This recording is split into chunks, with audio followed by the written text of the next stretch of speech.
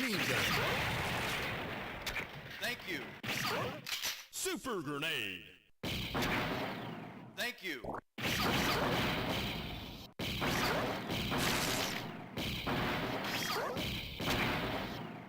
Thank you. Heavy machine gun.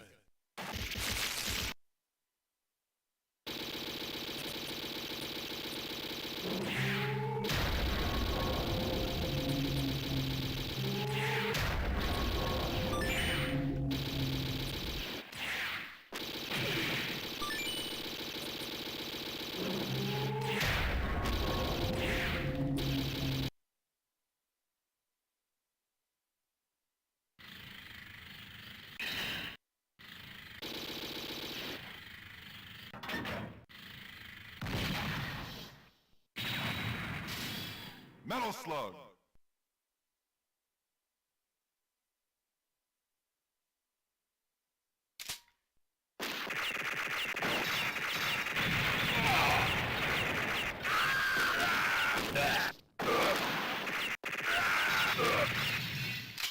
Rocket launcher.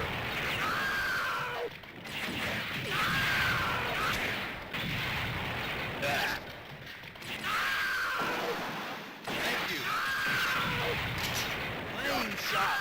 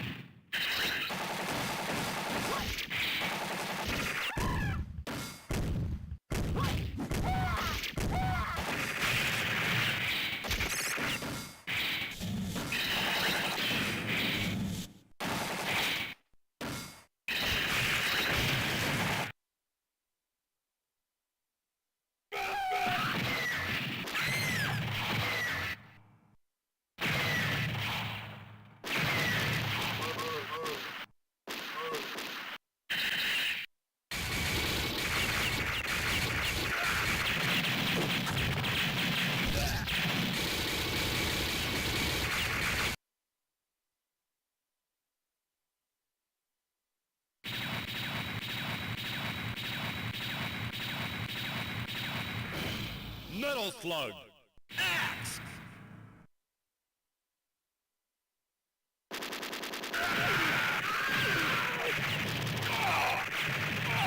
Enemy chaser.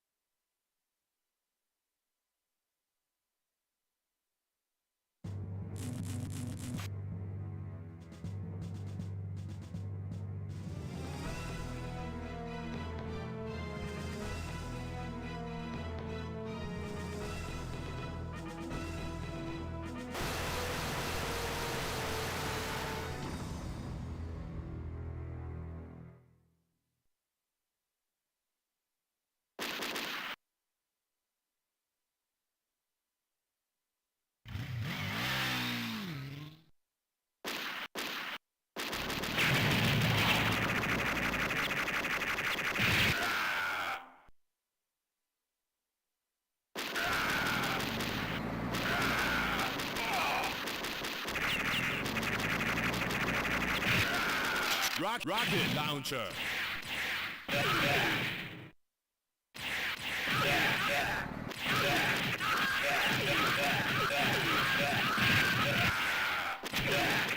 you. Dual machine gun.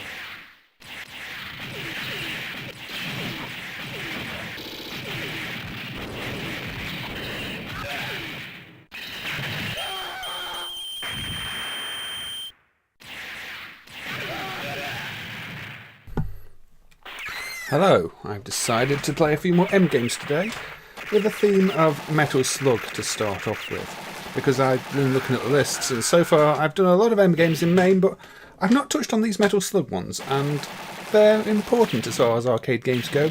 They're maybe some of the most memorable and well-known of the 90s and even early 2000s arcade games, so they deserve some coverage.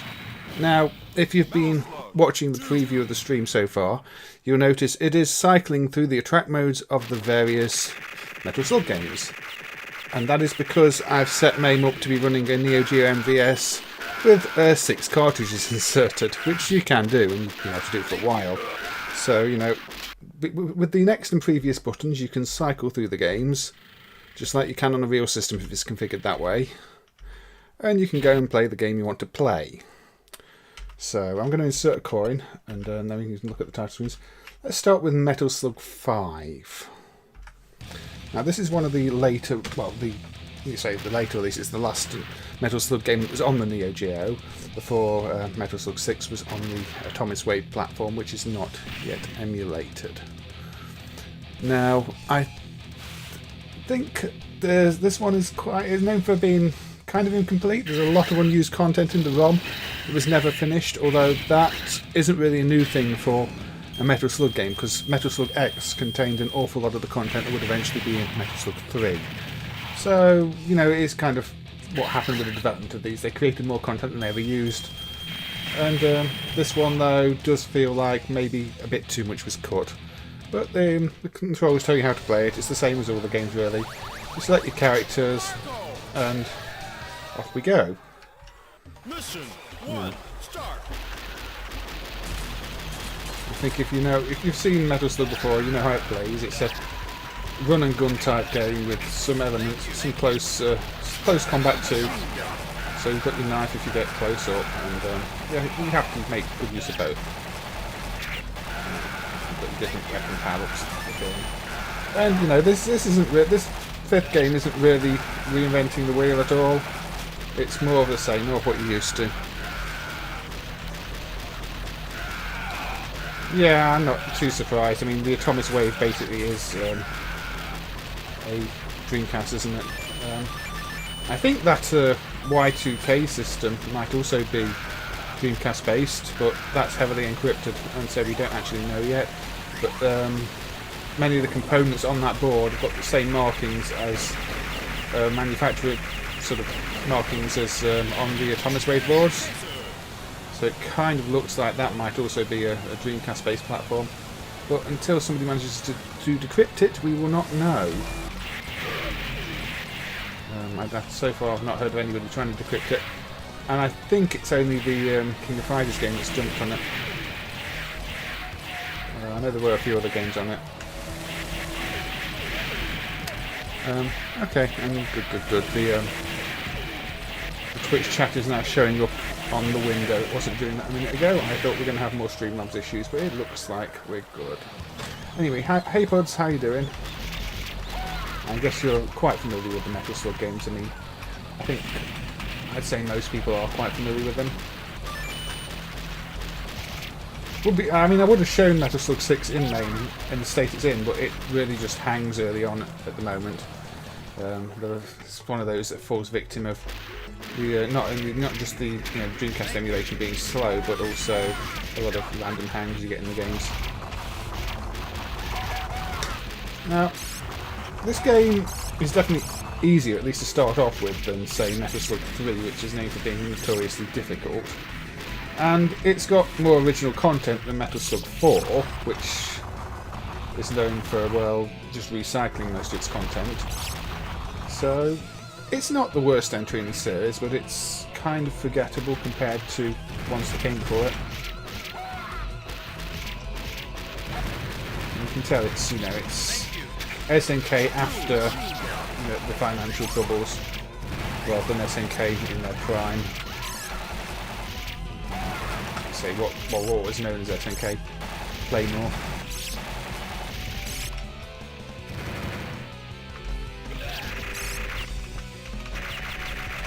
Let's get the crate out and get a nice big vehicle to get in, because these games are all about big vehicles as well. I mean, They're so well animated, they look great, and they just give you that bit of extra firepower. And I mean, that's why the game's called Metal Slug, really, isn't it? These Metal Slug explosions are identifiable everywhere too. I mean, they've been copied for so many other games too. If you look at many of these knockoff units I've been emulating, so many games steal the Metal Slug explosions because they're just such iconic explosion graphics.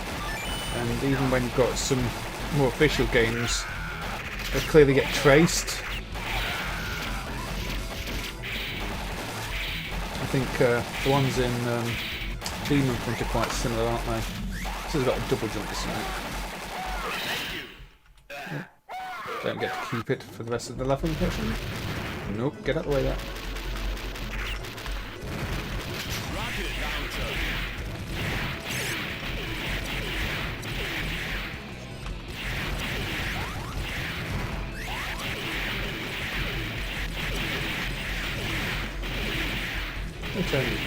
I'm not going to spend too long on any of the games because people are quite familiar with them, but it just made sense to cover them.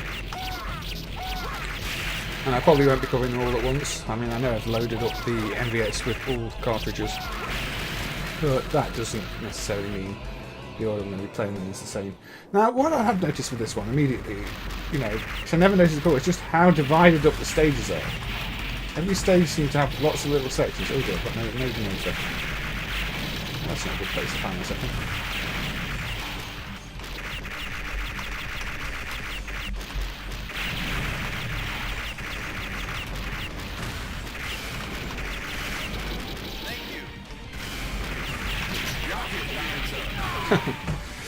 Get the rocket launcher and immediately die. That's good. It's doing so well as well, because once you die in these games, you lose all the hostages you rescued, so you don't get your bonus at the end of the level for all the hot rescues. Which is why, if you want the big scores, you have to complete each level without dying. This boss isn't even difficult. I'm just not playing well. Rocket launcher, yes. Oh come on, I shouldn't be dying on the first level. Gives me a machine gun. Oh, it's super grenade.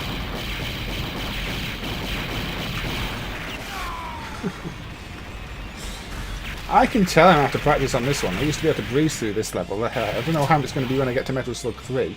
I used to be able to complete the first few levels on that without too many issues, even though it's a difficult one, but clearly my Metal Slug skills are not what they were a few years ago.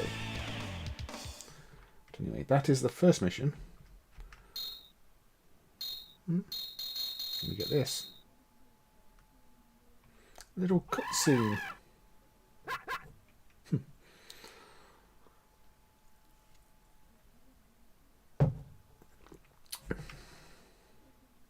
Ooh.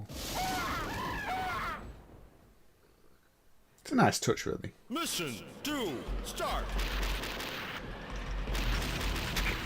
No. So yeah, I think this game could have been better. I think if they had more development time and got more content in, this could have actually been a really good entry in the series, rather than an okay one.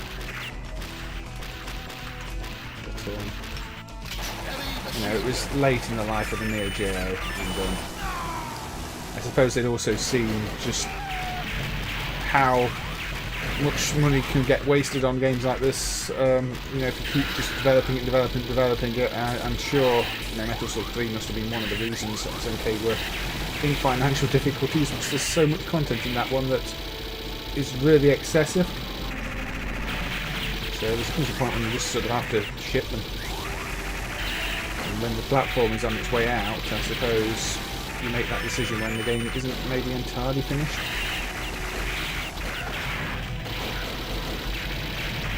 Obviously this is one of your more classic Metal Slug vehicles. The early ones were newer.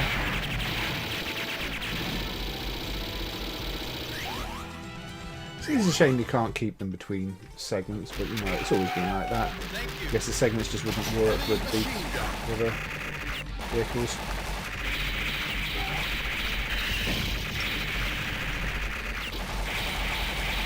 This is like a sort of almost a mini boss, isn't it? Would you say?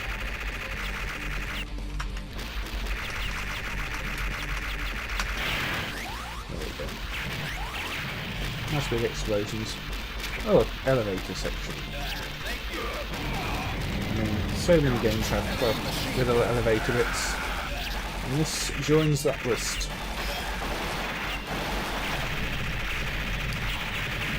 So yeah, I think I added an extra monitor again since I was last streaming, so I'm still trying to tune that setup a little bit, knowing where I want different things. I mean, I've got my OBS monitor on the far left at the moment, but I want it in the centre. These are things I need to work out.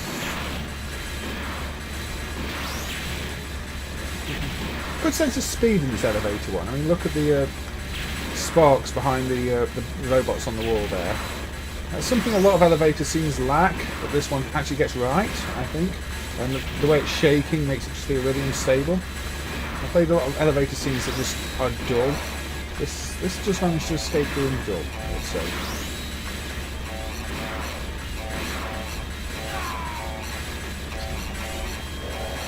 Give it another credit. I'll probably play this one until... I want to spend about 15 minutes on each of that, so... I'll see if I can get to the end of level 2. We could do with maybe a bit more variety of enemies now. So, there we go.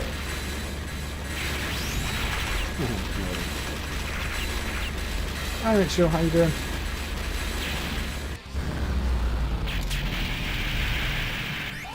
There we go, that's the elevator scene done. So, does anybody in the chat have a favourite Metal Slug game? I think my gut feeling is that most people are going to say 3, unless you don't like the difficulty on 3, in which case, maybe X? Those seem to be the go-to options. So, I'm going to talk about X and 2 a bit later. There's some interesting trivia there. Maybe people are already aware of it.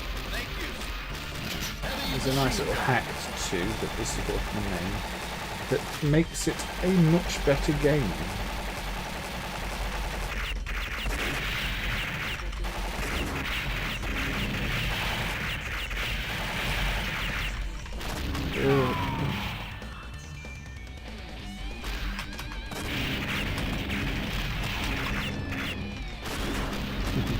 Just jumping on the missiles there. No, we've got scrolling in the opposite direction here, you see. Go back this way. Okay. Thank you. I go up here. But this doesn't have some of the humour that 3 has. I think maybe that's one of the issues with it. I mean, 3, I think there's more going on in terms of, you know, comical value. This early on, you know, you've got your food that makes you fat that's there. You've got your zombies, and this one just seems a bit more plain. Give the credit. Definitely not 1cc in any of these. Can't blow those up. Obviously, this is deep underground because we went down that big elevator.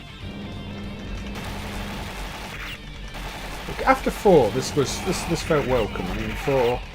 I think everybody would agree that 4 is the most disappointing of the Metal Slug games, and that was done by Mega rather than SNK. Mega, who was selling it with an unlicensed version of MAME for the PC as well, which is a bit silly, but there you go. That's another bit of trivia. There was I think it was in Korea, you could buy Metal Slug for the PC, sold by Mega, and it was MAME of the era. Yeah, this is. I have upgraded to the latest CRT Geom Deluxe at this point, which Aaron tweaked so that it looks alright again. There's a new option in it that really doesn't work well with MAME, so that's been disabled. But now, yeah, we're back to the latest version being good and usable again, and that will be in the next MAME release. So, I mean, to me, it looks quite similar to the previous one. But it doesn't have that issue where things leave trails on black for too long. so you're not going to see things like Pac-Man with obvious ghosting with Pac-Man ghosts. Now these flying sections, Metal Slug 3 had some like this. They mix things up a bit, and they sort of show the potential that Metal Slug could have had for a spin-off for a horizontal shooter as well, I feel. You know, obviously it's just some sections in these games, but they work well. They work well within the game engine. Maybe with a better frame rate they would have been more impressive, but you know, you don't really associate Metal Slug with good frame rate, do you? It's just not one of those things that comes to mind when you think Metal Slug. And maybe it helps. Maybe a silky smooth Metal Slug would just feel wrong. You know, it's got that cinematic appeal to it, I suppose.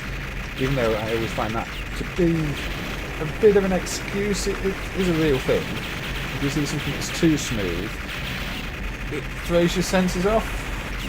It looks more like people acting rather than a movie. Maybe with something that's kind of cinematic like this game, this sort of close to 30 frames a second works. Just don't get, you know, Metal Slug 2 frame rate.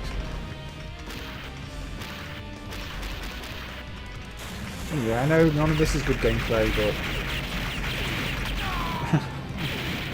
just like this big boss should die.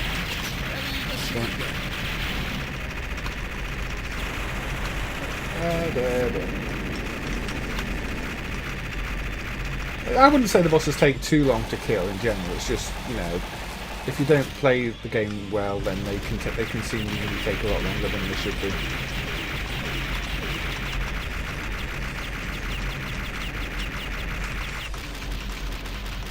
And ideally, I'd still have my big ship at this point and not be floating around on a jetpack.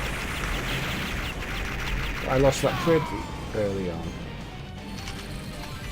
There we go. It's going down now. Heavy machine gun. Just a few credits used. It's fine.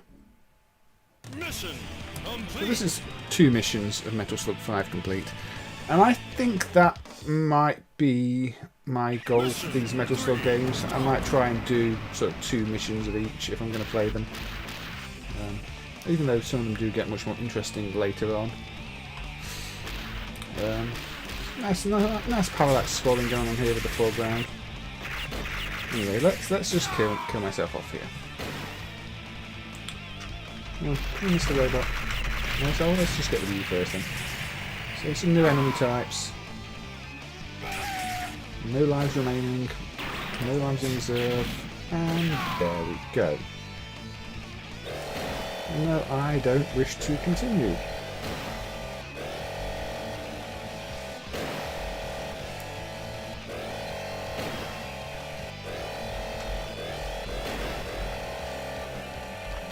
I will just do your classic AAA, which is now SNK.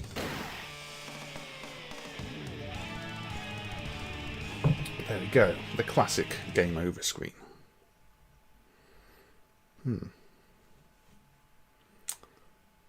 So, like I said, with the advanced game buttons, you can swap between them if you've got them all loaded up. Now, can we guess which one this is? From the slowdown, it is Metal Slug 2. I'm not playing that one just yet. So I'll play this one. Let's play X. Now, it would definitely be between this and Metal Slug 3 as my favourite, so let's play X for a bit. But, yeah, it's really good having a... No, if that was your name, then you'd be out of luck with these games. I mean, there are quite a few cases like that where people's names, their initials get censored.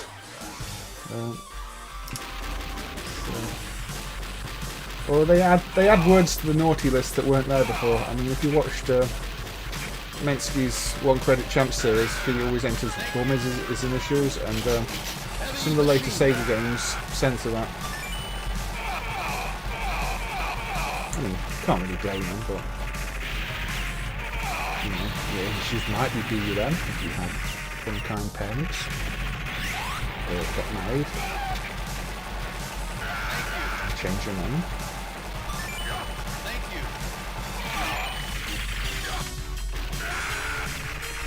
Yeah, this Metal Slug X is really sort of a remix of Metal Slug 2 that gets rid of a lot of the problems that Metal Slug 2 had, notably the excessive slowdown, which made this entire level play in slow motion.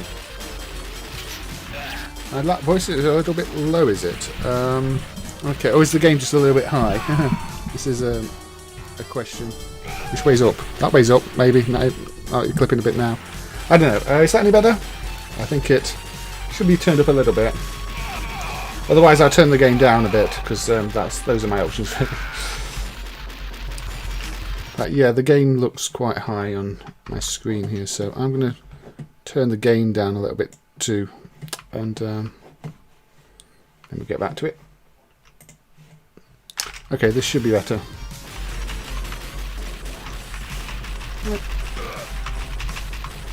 Okay, so yeah, they've given new palettes to a lot of things. Not too much now. Which way are we going? Which way are we going? Which way are we going? How about here? How about here? Here, here, here. Here, here, here, here, here.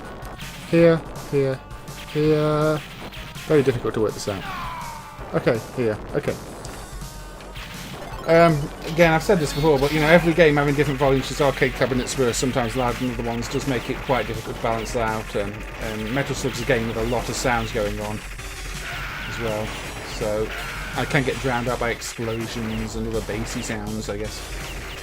But yeah, it's an ongoing process.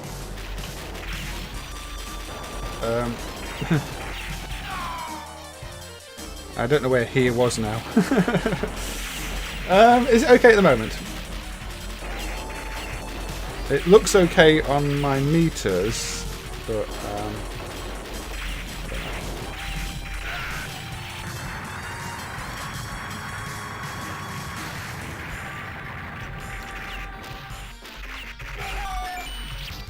of course your classic camel riding. Thank you. If you notice that throughout, at any point throughout any of the streams, you know, always feel free to notice, because it's very hard for me to know myself. I can judge roughly if a game's going to be too loud based on how loud it is in my headphones, but that's all I've really got to go on. Just slow down a bit still here, you see.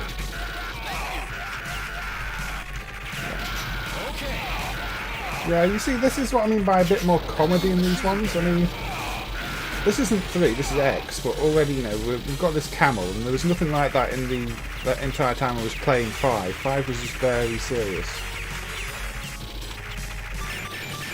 And you obviously had little guys in masks, but in terms of the vehicles, at least the parts I played didn't have that comedy early on.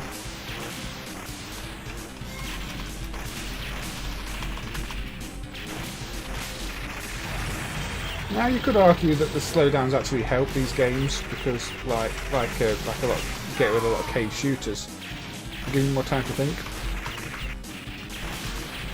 But I think this one gets the balance about right. It's not too slow. So I'm not really good at it though. Again, I've forgotten the tactics on this. Obviously, don't get too close.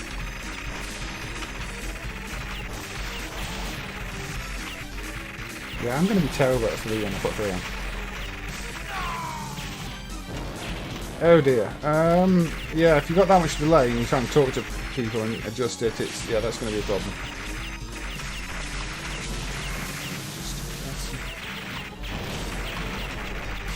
I mean, I don't know if it's possible to work out some kind of normalization for MAME.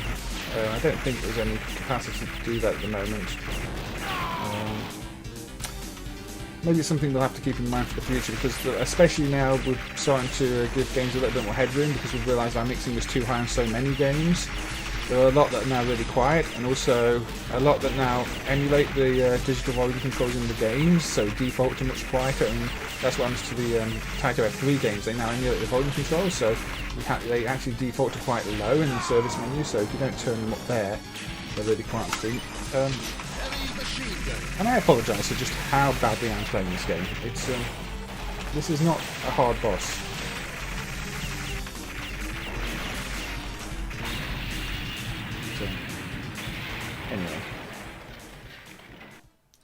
Yeah, I mean, YouTube's much better than it used to be for that. I know when I first tried streaming on YouTube about, well, over a year ago, that there did seem to be significantly more delay on YouTube than, say, Twitch. But now, I think you get about 3 seconds, at least on a good day.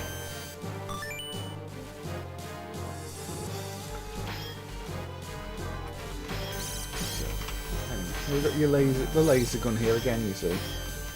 Not too serious. Here's your mummies. such good looking games as well, these. And I like the way they just keep some things familiar between all of them. I mean, like the hostages, they're always the same sprite, so you know what you're facing. Some of the tanks are the same as well. So they changed just enough to keep them interesting. And again, here we've got a fairly comical weapon.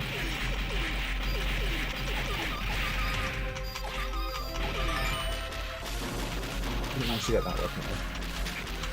Thank you. So I hit that.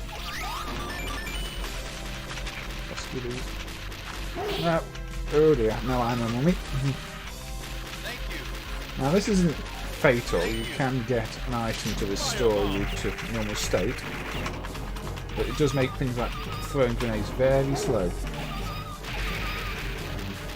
Now, go up here, there we go, got the answer. Now this weapon was in 5, you saw this weapon in 5. It's very useful for taking out loads and loads of mummies. The mummy dogs. It's a powerful weapon, this one. There we go. Further into the cave. Nice change of music. Don't get hit by those. Now, here you've got a tower climb. Tower climbs, again, are quite famous in games. But what is it? Nebulous? That's a famous 8-bit tower climbing one. You get hit again once you're in that state, yeah, you do die. Nebulous surprisingly didn't get an arcade release. To me, that's the sort of perfect type of game that should have had one on the home systems, but it didn't. Yeah, again, I apologise for the absolutely dreadful play on offer here. Again, I used to be able to clear the first few levels on these. Not anymore. Absolutely not anymore. Just any muscle memory I had to play on these is gone. That's on me. Good. Shoot down me. Now the games do have various secrets. This one, they may be less obvious than say Metal Slug 3, where you've got the obvious different paths all over the place.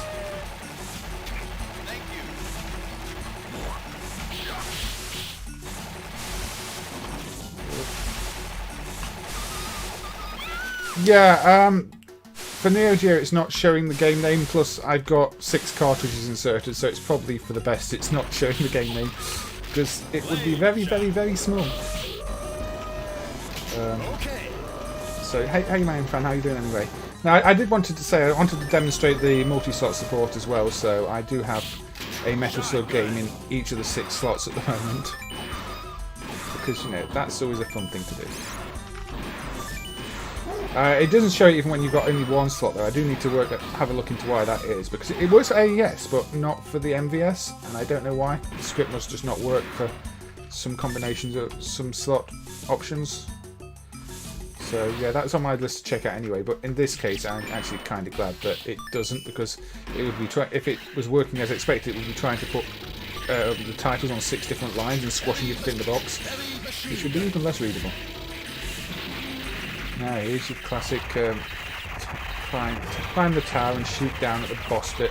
And don't fall into the boss's mouth and avoid what it's shooting. This actually reminds me a bit of some scenes in Midnight Resistance, but Midnight Resistance you're going downwards on them, whereas this one you're going up the tower. And I guess there are similarities between the 2 games, aren't there? Although obviously no connection in terms of the developers.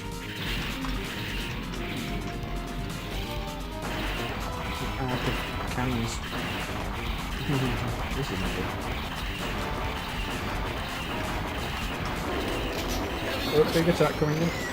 Get out of the way, that one. We do.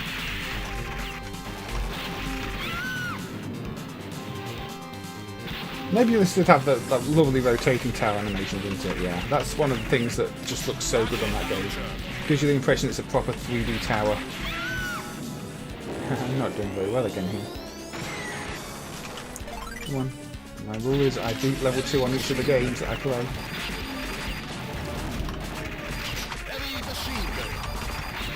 There we go. So this was Metal Slug X. And I've done really badly to it. Hey Mr. Drone, how you doing? Mission complete. But yeah, Nebulous I do think would have made a really good arcade game. There's a few like that. I mean, a few of the home games. Uridium, the shooter, I think would have been a really good arcade game too. Anyway, that's so that's two missions on this one, and I'll just kill myself off on this like I did with the last one. I almost hit escape. I don't want to hit escape. That's not what goes on here. Oh dear. See, that's you stab them a few times, you get an apple. Come on. There we go. Train level. Many games have train levels. Okay, so there we go. Skip down your continue numbers. That's always a thing in arcade games too. Hitting the button to skip through the continue. I wonder what the first game to do that was. I mean, some games, if you hit a button, you instantly the continue was 0, which was really bad. I think some of the tighter games, Arkanoid, that you press the button rather than pressing start, and instantly you're not continuing. But then you've got these ones that quickly decrease the numbers if you press a button. So I wonder when that started. But yeah, as I said, this has got multiple games in the slots. So this is 5 again, isn't it? This is 1, 3, 2. Definitely slow down. 4. I didn't put them in the right order. But yeah, if you like Metal Slug games and you want to set up your own little Metal Slug machine, it's quite nice to be able to have 6 different games in the slots and cycle through. And if you leave the track demo, it cycles through them for you, which again means you get to see a much more interesting track demo because you're seeing all the different games. But anyway, I'm going to quit out of this now because I think it's time to look at some non-Metal Slug stuff, because we've been doing a Metal Slug for about 40 minutes. And I will come back to Metal Slug in a bit, but for now, I want to look at... What do I want to look at? Is this the right set name? Of course it's not the right set name. Why would it be the right set name?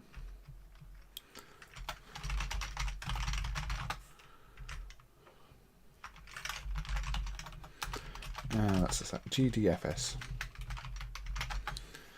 Right, this is Mobile Suit Gundam Final Shooting. It's on SSV hardware. That's the Sammy Seta Visco hardware. So, right. Now this is more of a, sorry, I've hidden my chat window. That's not good. There we go.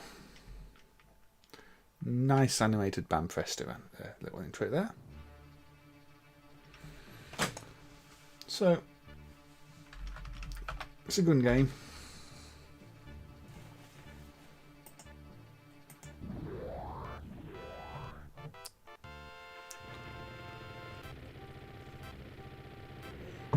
But I'm just going to let the intro play here. This seems very quiet actually. I think this one needs a volume boost. Let's try that.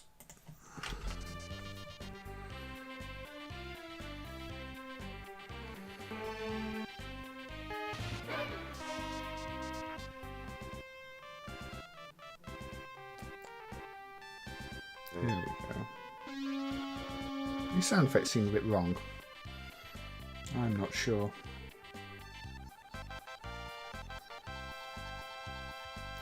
Anyway, you get the idea. It is a shooter.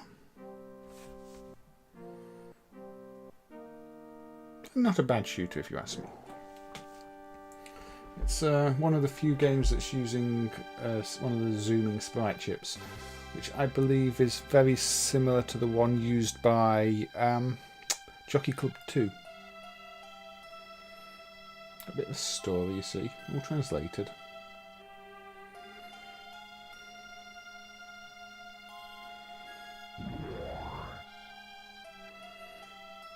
Well presented, this one, I feel.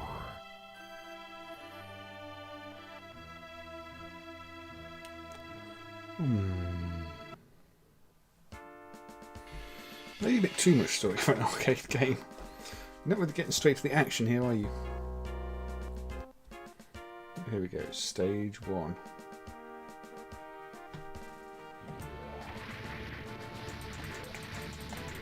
Yes, lots of big explosions. Like most of these games, it will eat your credits very quickly if you don't take things out in time. So the fake TV interference effect there. Just to indicate, you know, I think, is that to indicate you've been hit or you're hitting things, or just in the explosions? I'm not sure. It does have sort of auto fire as well. It's like the camera's broken slightly, isn't it, when you get hit, when you're taking damage.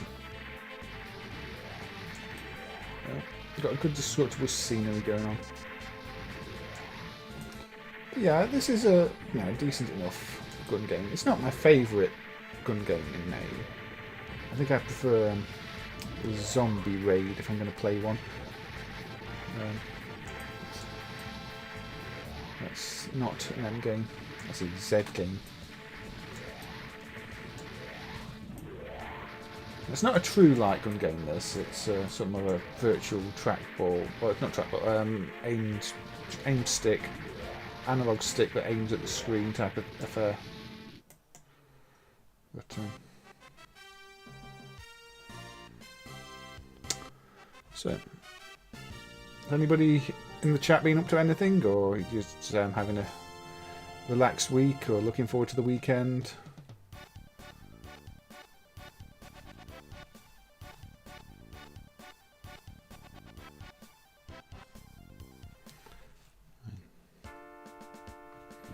I think there's possibly a clipping issue on the right hand side that I might need to look at on this. A single line. Because it could just be a game bug, because lots of times things like that creep into games because when they were being developed, you know, the developers couldn't see the far right line on the screen and just had to trust their numbers and didn't always get it right. And there's some games that surprise me with the glitching. Obviously the Neo-Geo ones are famous for glitching in the border areas. Even some newer games, if you look at Gran Turismo 6 on the PlayStation, the far right line on that is actually glitched. And that's on a new TV, you know, new TVs, and you can see every line. So I'm surprised things like that crept into newer games when we didn't have massive overscan areas.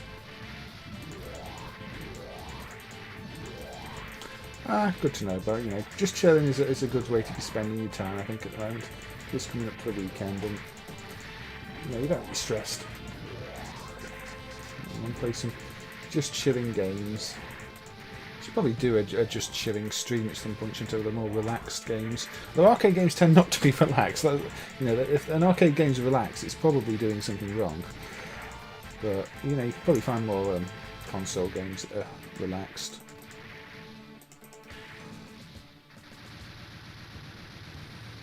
So, yeah, there weren't many games using this zooming chip.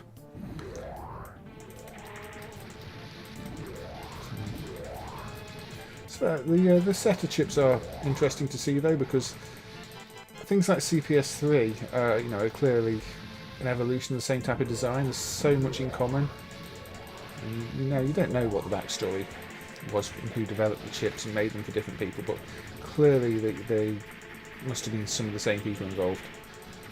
So while Seta themselves didn't use many of the zooming chips, you did see them sort of used elsewhere. Yeah, I think Space Gun's a better game, but if you like Gundam, then you might like this one more. I don't know, but Space Gun's objectively a better game. Just don't play, say, the Amstrad CPC port of Space Gun, because that's not. I mean, but for a Gundam game, when most Gundam games are just really lazy affairs, this one is well done, I think.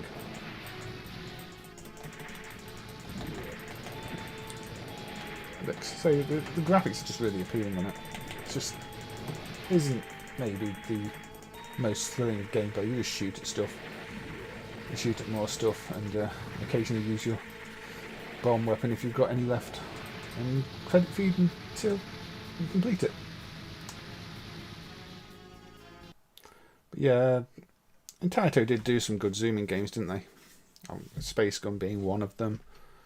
Then you've got Alien 3, the Sega one, that's also very similar in the sort of space shooter. That was made me think, while it's an Alien 3 game, they're trying to copy Space Gun quite obviously. I've not played the Amiga version. It's not one I'd imagine would translate well to the Amiga, but sometimes the Amiga does surprise me. I guess it's not going to have proper zooming on the Amiga, is it? Or is it?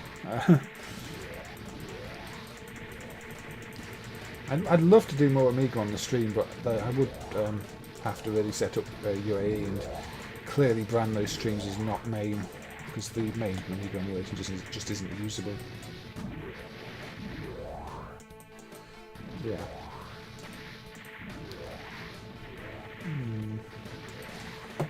This I'm always reminded of Namco's Steel Gunner as well a bit with this one. I think it's just some of the way it's presented, and again that one you tend to be shooting lots of robots.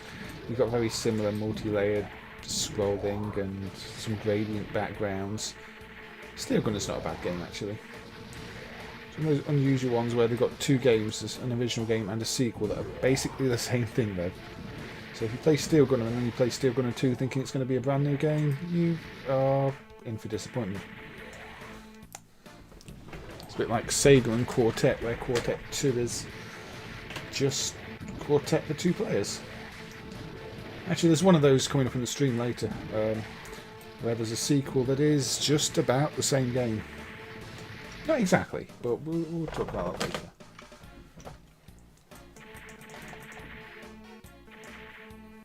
I think the sound emulation here could maybe do with a little bit of work.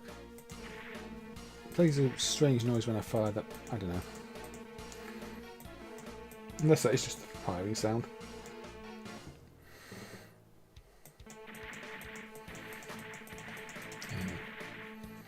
Come on, spawn in the big enemy.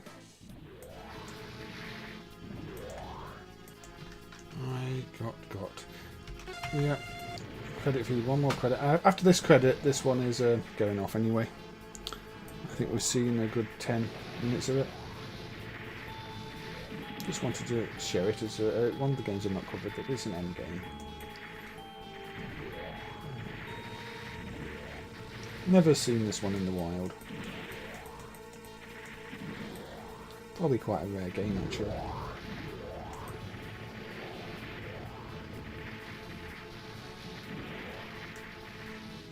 See, that constant sort of humming sound is what's being made by my gun. If I stop firing, it stops.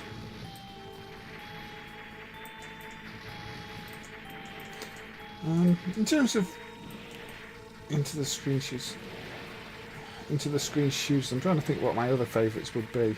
The ones that immediately come to mind aren't actually into the screen shooters as such. They're more Cabal clones, like Alligator Hunt.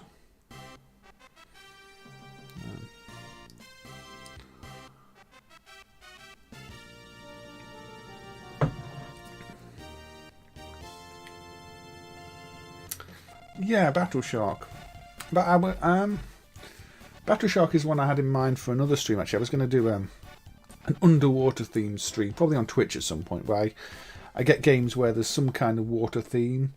So Battle Shark was on the list, Liquid Kids was on the list, Freeze was on the list. Things like Scuba Dive on the Spectrum were on the list.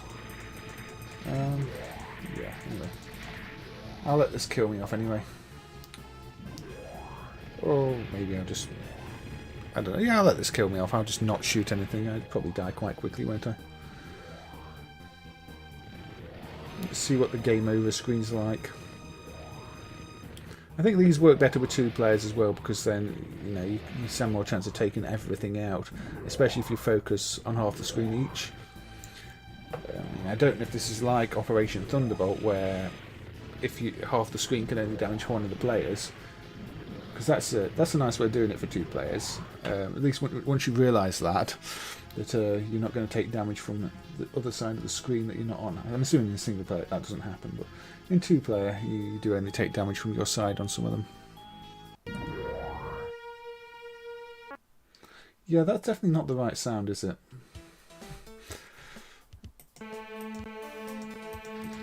I wonder if it's always been like that, or if the sound has regressed at some point. I don't know. One for me to look at, because I'm sure this should be saying something like game over, not just going... What is the sound hardware on it? What's the N-Sonic chip? That's surprising, because I thought there'd been a lot of work on improving the N-Sonic. Maybe the ROMs are mapped incorrectly or something, because the N-Sonic sounds a lot better in some of the other systems. I will probably make a note to investigate that. See if something has gone a little bit wrong, which is possible. Shall we talk about a game that's generally unremarkable except for a few odd facts? I think we will.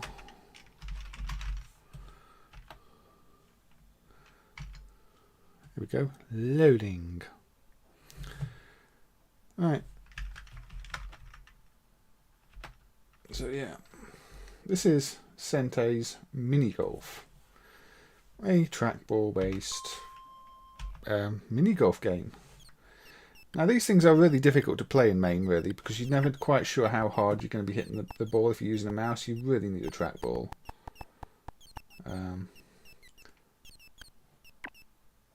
There we go. That's not too bad. Got it into. Now you see, I thought I moved the mouse too hard, which cancels out the movement, which meant I just did a tiny little nudge rather than anything useful. There we go. Now, these are hills, so you've got to try and get the perfect, otherwise you're going to go back down again. Mini golf games. Now, I think there were some improvements to the Sente sound system emulation in recent years, so that's something to keep an eye on. But this hole always gets me, because I'll just overshoot it, roll down, miss it. Well, there we go, actually. After holes, though. I can continue. I do like the idea of mini golf games. I was playing a bit of Curry's Dream Course and enjoying that one. I think it's an idea that does work actually quite well for games, but the implementations aren't always the best. I would say this was middle. Probably a lot more fun with a trackball.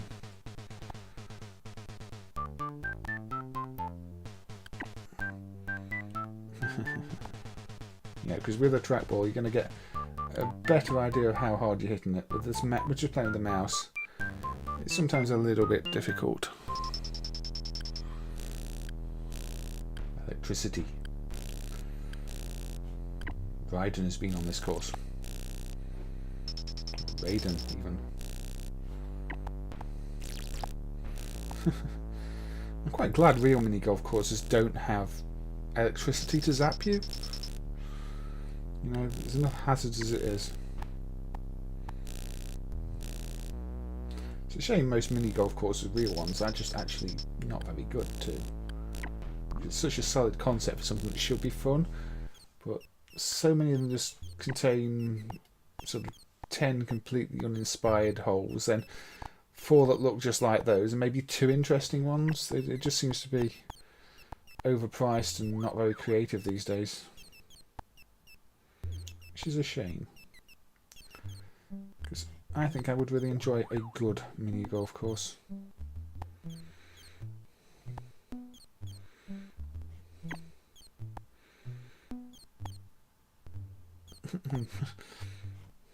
Dear. At least, you know, if you're designing a mini golf course, design things with something in mind. Don't just go, oh, we'll make a surface, put a hole on it. Just try and design traps. Try and design things that are tricky. Try and think about what you've got to do with the course. Just making a few holes isn't a mini golf course. Anyway, the main reason I wanted to talk about these was I've never played VR mini golf. That might be something I have to try. These are probably the only games to try and do something, which was probably not the best idea. And as such, we did actually get requests to remove these from MAME many years back, because they have a dip switch for this, missing kids.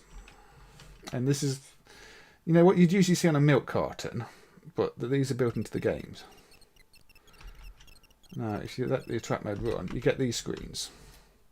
Obviously, these were kids who were missing at the time the game was made, late 80s. And they're trying to use the arcades to, you know, get the word out, try and help get these kids found. But the thing with arcade games, obviously, is they last a lot longer than, say, a milk carton or something like that. So now there's these are permanently there, and the family of them didn't really want them there anymore. Luckily, there's the dip switch to turn them off. But then you've also got, you know, it's quite awkward because you can specify either one as being located or not located. And while the information might have been known at the time when these were in arcades, you know, an operator owning the board now isn't going to know to set this or not set this. Might not even notice these are there and just put the game in cab on location. And you're cycling through these screens with these children who I don't know if were found or not. So yeah, you can see why that would be a bit of a problem. And I think that's the main difference between the two sets. I seem to recall is they have different images. No, this one doesn't have the images. So set 2 doesn't have the images. Set 1 does. So yeah, I don't know if there are other sets out there with different images, but yeah, it's a strange thing. Obviously, it was well intentioned at the time, but really, it's problematic after the fact, and it's probably even problematic at the time because they're not going to be able to control which operators are displaying the messages and keeping track of everything, and it can potentially cause distress. So yeah, I think that's the only time that's ever been done in an arcade game. In fact, that's the only time I can remember ever being done in a game. I can't think of any other games anywhere that try and do that. So in terms of trivia, that's an interest. Oh, there are pictures. Maybe because you can't turn them off in this one. I don't know. The dip switches maybe the dip switches don't turn them off in this one. But I don't know if there are other sets out there. But the two sets we have, you can't even put located on those ones. They're just permanently on there, so we can't even turn those ones off in MAME. The other sets we have turned off by default, and that's the clone set. So chances are you're not going to run the set with the pictures in. But yeah, maybe there were other sets. Maybe this was a more widespread scheme they were doing. That is the earliest set where you can't turn them off. So they probably got some feedback saying, that's not a good idea. But then there's no set with the missing child pictures removed entirely. So maybe there were undone sets, maybe there aren't. But I don't think they ever used that idea again. I'm not aware of any other games that did it. So it's problematic in terms of documenting history because people are going to encounter that in the wild. PCB operators are going to need to know what the dip switches are, but yeah. Okay, well, if 2 of them were found, maybe it did serve a purpose and helped. But I guess for the families, if the other ones weren't, yeah, it can be quite distressing. So I don't want to spend too much time looking at that or anything else, but it's an average mini golf game with that sort of make that noteworthy thing about it as being something that they were, the arcades were trying to help, the arcade manufacturers were trying to help, and I don't know. I've not really got much else to say on that. The next game I'm going to put on is one I have featured on a previous stream, and it's Mausuke no Ojama the World, Data East. Puzzle game on STV hardware, and actually one of my favourite puzzle games. At least the one that stands out as being different. Now, I have my reasons for wanting to put this on, and you'll see shortly. Now, watch the intro. I'm going to turn the sound down a bit because it's gone quite loud again. I love volume balancing. There we go.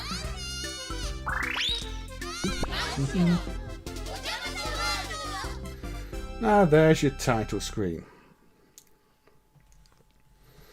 And now insert coin. It's so Japanese, isn't it? All in Japanese. Now, I've quit out that, yes. Most STV games are multi-region.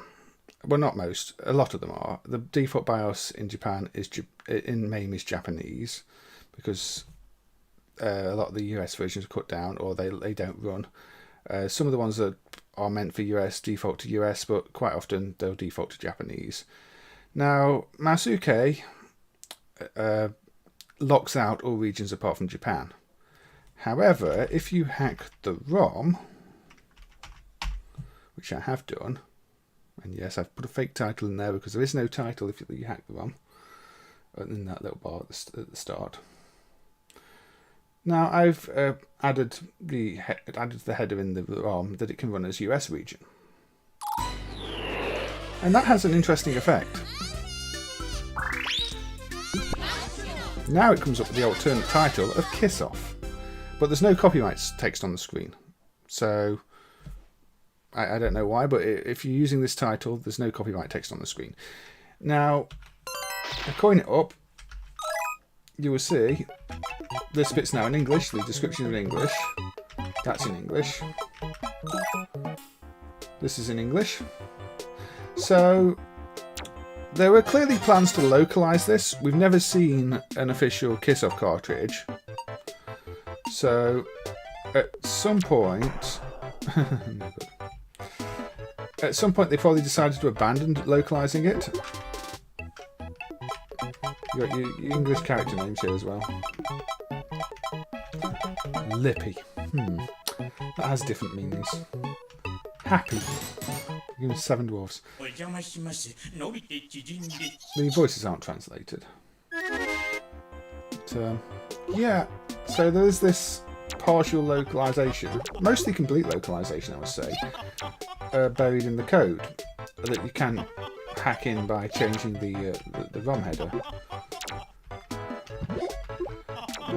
I don't think a proper version will ever show up, because I don't think the proper version was ever released in English. But yeah, the idea of this is you try and make diagonal patterns. You sort of excite the kiss icons by line up diagonally, and then when you line up once in a row, it makes them disappear. It plays differently to most puzzle games. And I think it plays really well. I wanted to show it for the sake of showing that alternate title screen and the English localization that exists but is locked out. Yeah, and any you pair up make the bars at the bottom of the same colour disappear, so I want to get rid of the red. They want to do that. I mean, there are a few other games in MAME where there are clearly localizations that were never finished, never shipped, never used, and this is probably one of the ones that gets talked about the least. Maybe because it's just not a hugely popular game. I like it, but I don't really see anybody talking about the game in general. Which is a shame because it's one of those Data East ones that I think, like many Data East games, doesn't get the attention it deserves.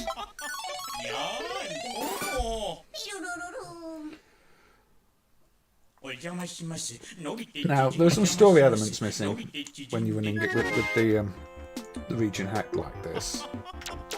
But it's possible even if the game would come out in English, those would need cut because typically story elements in puzzle games do get cut in translations. It's just odd that it appears to have gone completely unused because it seems like it's mostly complete. And they could have just. I'm sure they could have shipped it like this, put the copyright message in properly, and it would have been okay. Unless there's like significant bugs or it crashes when you get to near the end of the game. I don't know. I mean, I've never played it extensively with the header hack applied, but I just think it's interesting that it does boot up to what would have been the English title, which it's a pretty good title, really, isn't it? It's a game about all these kisses and it's called Kiss Off. Yeah, you do have to get the diagonals to get rid of the bars.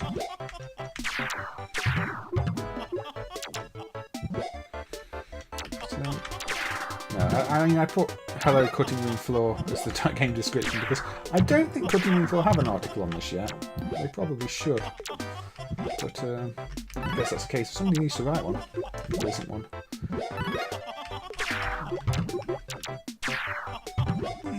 Hey Santa, how you doing?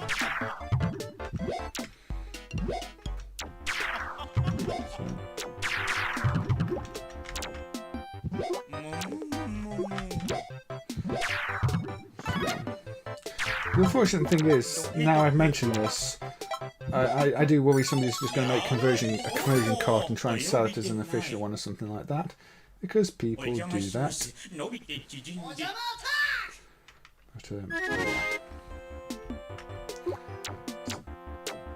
But, hey Zero Cool Acid Bone 2. How you doing? I'm just killing myself off now in this because I've shown this game before, and I can show more of this another time and a puzzle stream. So there you go. I mainly wanted to talk about the trivia of changing the game, and it being mostly in English when you do.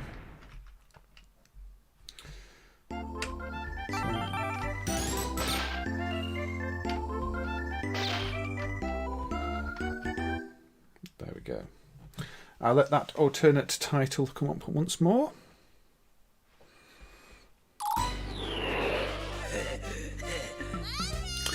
Good. Yes, it's a Friday night, so drinks are definitely recommended. I would say that. Well, there you go. This is the Kiss Off title, and without hacking the ROM, you would not see this title. So that's. So I think what some people come here to see, isn't it? Little bits of trivia that might not be quite as well known. So there you go. Right. Shall we stick with STV? Shall we look at the ramen noodle game? So you're a good few hours behind me because it's 6:24 here. So it's an earlier start for a drink, but it is a Friday. It is a Friday indeed. So yeah,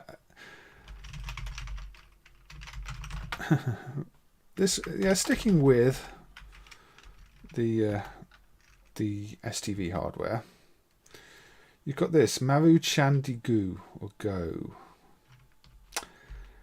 Again, I don't really see anybody ever mentioning this one. And before I forget, add autofire button, import, player 1, button 1, hotkey, that.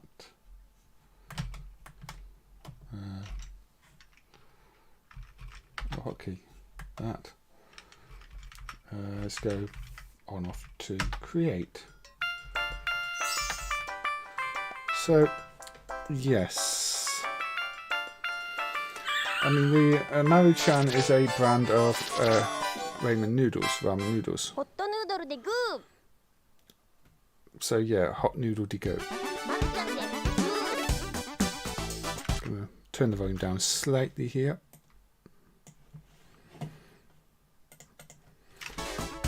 Now, this isn't really something you'd expect a game to be themed around, is it? At least it's not something I would expect a game to be themed around. This is very much a Japanese-only SCV game, as you can probably guess.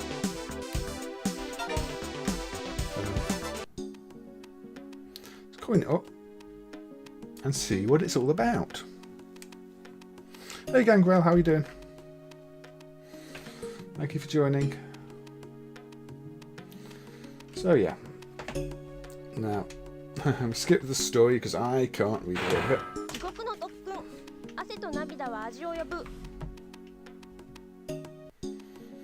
Hey Sam. Thank you for the kind words, Sam. Well, you know, yeah, I'm probably going to be streaming for another 2 hours or so. So if you do want to be productive, then you know, and you might not want to try and watch the whole stream, unless you can be productive at the same time. Now, this one you're doing a rolling pin, so you've got to do a rotating action. It'll just tell you this in English, thankfully. So you know, luckily I've got this mapped to an analog stick on an Xbox pad, so I can just go like this. So this is a mini game collection themed around noodles.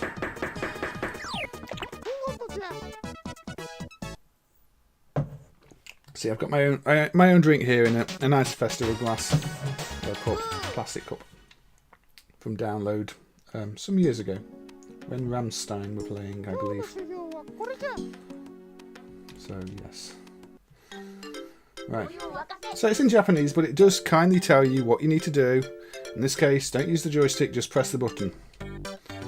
And in my case, since I mapped autofire to the button, hopefully I can just do this. There we go. Because otherwise, I would be bashing on the button, but instead I can just go like this. Cheating a bit, isn't it?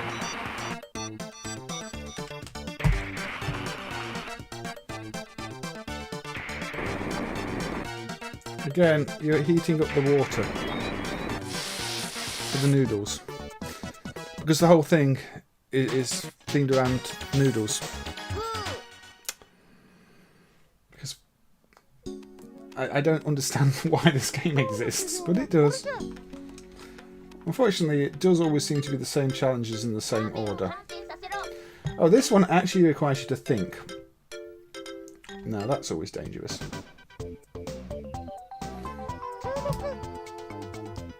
Basically, remember what's in the bowl.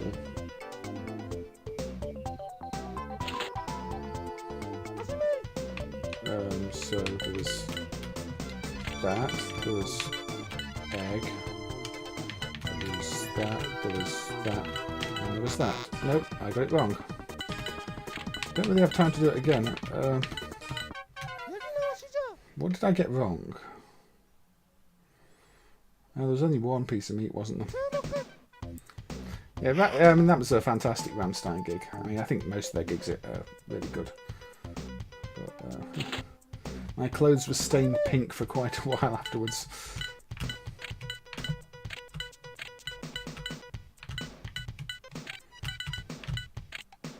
There we go. That's all.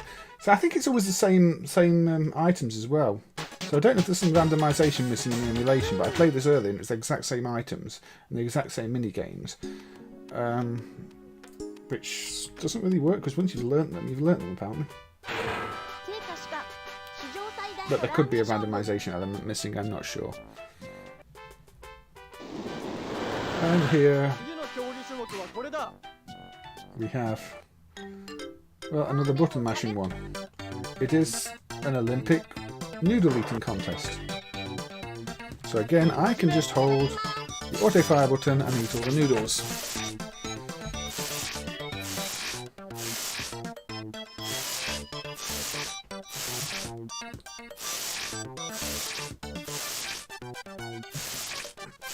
Believe me, when you're not using auto fire, this is actually quite tricky.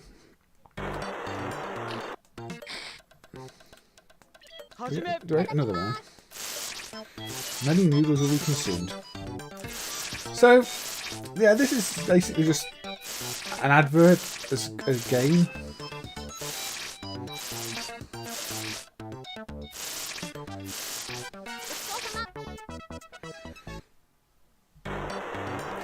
Yeah, this is based on the Maru-Chan noodles.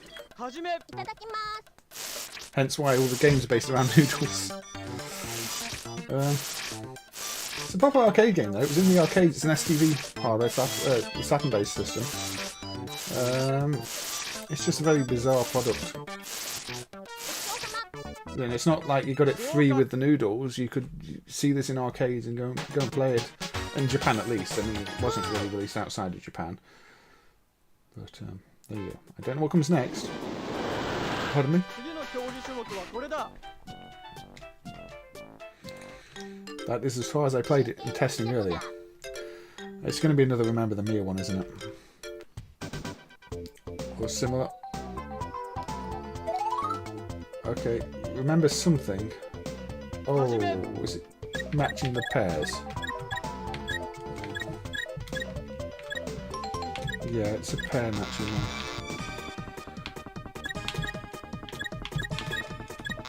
Oh dear.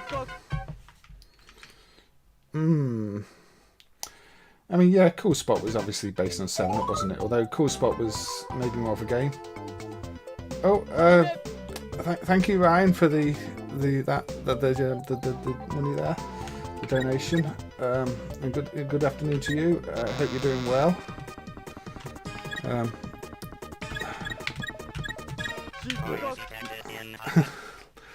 Thank you for the 500 Swedish krona that is there. So thank you. It's a game all about noodles. But say it's based on the actual noodle brand, the Maru-Chan noodle brand. How you doing? How you doing, Ryan? Anyway, have you been up to much? Payday is always a good day, isn't it?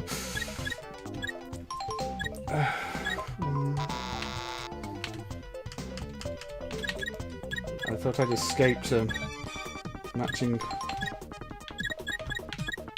No. It's quite fiddly.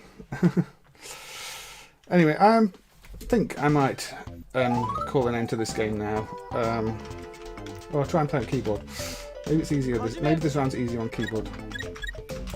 But it would be if I not just. Oh.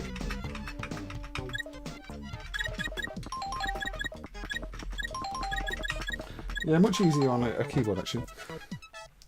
Yeah, this is one of those STV games that never really gets talked about. I guess because there's not much to it and it's just a big advert really, isn't it? I'm not aware of any progress on System 23 or Panic Park, unfortunately. I think if there was anything going on with that, people would have been talking about it. I do really appreciate the donation, and you know, it's it just sort of it kind of throws my concentration off. I can get a bit flustered and lose because that's just how it is. But yeah, what was I doing? Well, yeah, you've got lots of mini games so far. You know, every mini game in this has been different. Is this just a hold button one? No, it's not just a hold button one. It's a But yeah, maybe I should leave that one there and not ruin it for anybody who hasn't seen it. So let's speed along.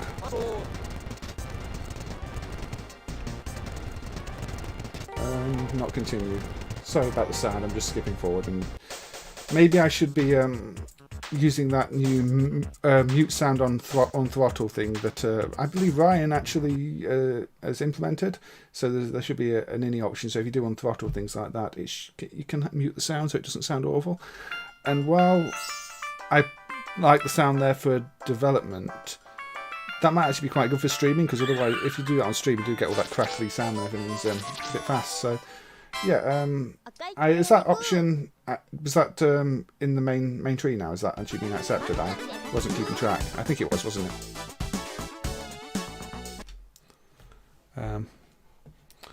So yeah, that's something I'll have to consider for the future streams actually, because I think that would be a useful option to use in that situation. Thinking about it.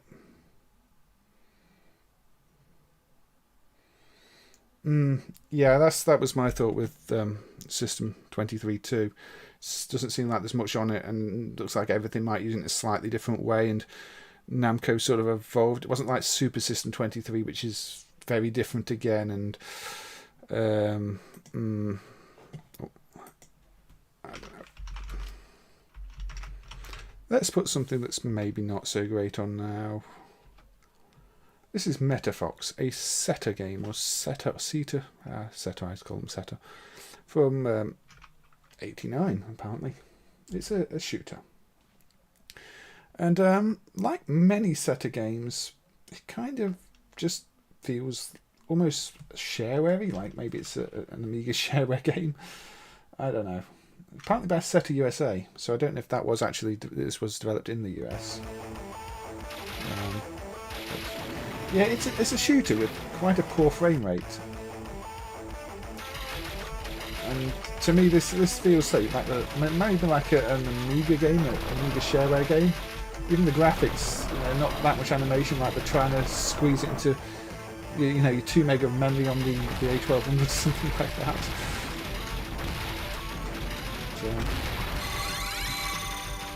This also seems quite loud again, so I'm going to knock the volume down a tad because lots of explosions plus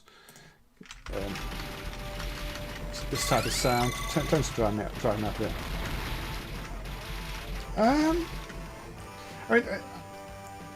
I think I talked more talking about the general budget nature of a lot of shareware games, which Seta seem to bring to the arcades.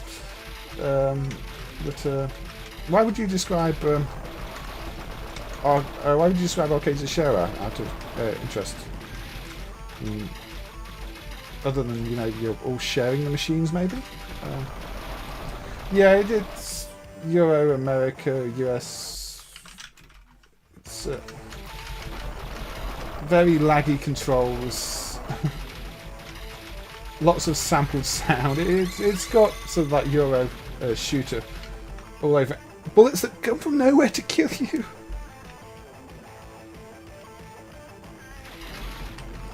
Yeah, I get what you mean in that sense. I mean, they are the original microtransactions in that sense too, but when you've actually got microtransactions, then they're terrible.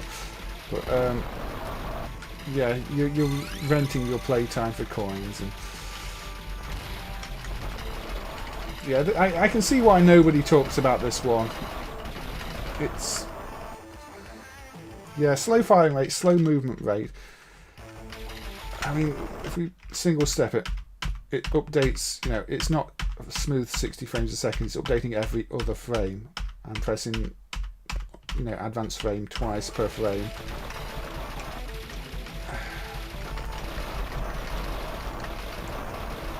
But I think that animation is a full 60 frames a second.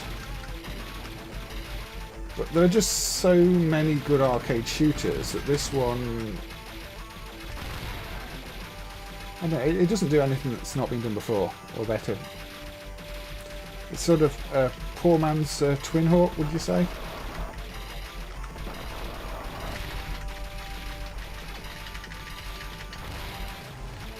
I don't know who Jordan was, but there are probably credits in them, aren't there? A lot of games will have credits somewhere in them, so you can probably check who the developers are, unless Seta just didn't put any in these ones. And it's not the only Seta game with a poor frame rate either. Thundercade and the like is, but Thundercade at least is a bit more original. You've got, you're on a bike, and you've got this little sidecar and everything. Again, point blanking me with shots is poor game design. But I'll play this one for a little bit. I just wanted to put it on because it is an end game. But well, even if you've got the frame rate capped here, then this is not going to make any difference on this game. This game itself is capped. But we've got lyrics in the vocals in the music. That was also one thing that quite a lot of these Seta hardware games had. I think Twin Eagle's the same, isn't it? That's got voice, very rocky soundtrack with a few voice bits. On your bike. On your bike. Unfortunately, adding vocals to sound effects, soundtracks is not going to make this a better game.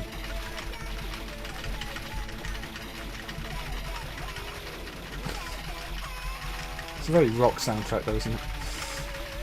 I think somebody at Seta did like their rock, hence Twin Eagle as well. But the quality is absolutely atrocious.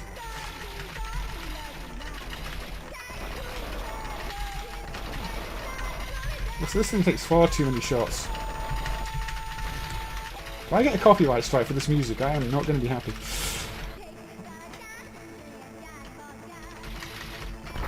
Oh yeah, it's been chucking it down here too earlier. Blowing against the window, almost horizontal at times. I popped to the shop and got very wet. Stage 1 end. I mean, where did this come from? I was in a desert, now I'm above an aircraft carrier. This doesn't feel like a natural stage transition. This is the furthest I've ever played this game. And now we're back in the desert. You see, that's instantly underwhelming. You know, you've gone for this aircraft carrier, you suddenly maybe expect it to be a bit different. Maybe it's going over the ocean now. Okay. But why the whole aircraft carrier scene?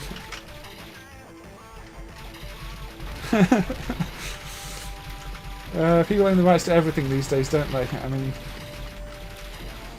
I better not start streaming any Horus games.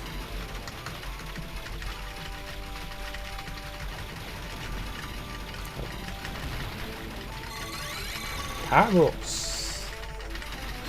You're just so slow as well. It's yeah, that sort of reminds me of Kaneko's explosive breaker. It's like, what graphics have we got? Oh, we've got a train. Yeah, that can go in space. We've got a helicopter. That can go in space. We've got. It's like, what? It's just like they had something, so they wanted to use it. Maybe autofire would help here. Maybe not. But yeah, it doesn't even manage to be Raiden level. I think it's 89. It's not the latest for the genre, but there are better games from earlier, aren't there? Metafox. I think the lack of animations is maybe what kills it as much as anything else for me. It just feels like they could have done a lot more. You expect arcades to have more frames of animation, smoother animations, and less ugly graphics. Like, you've not even got a decent high score table as defaults. It's like number 1, number 2, number 3, number.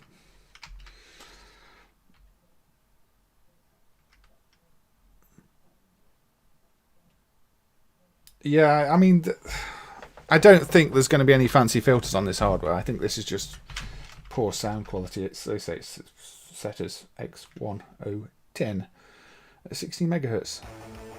You wouldn't have guessed this was a 384 video resolution either.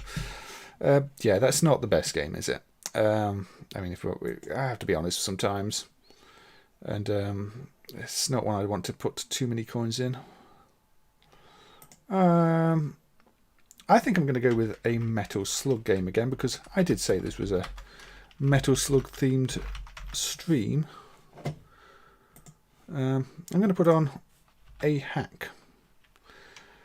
Now this is Metal Slug 2 Turbo. It's a hack Trap15 did, where he had analysed why Metal Slug was quite as slow as it was, and fixed some of the obvious flaws in it.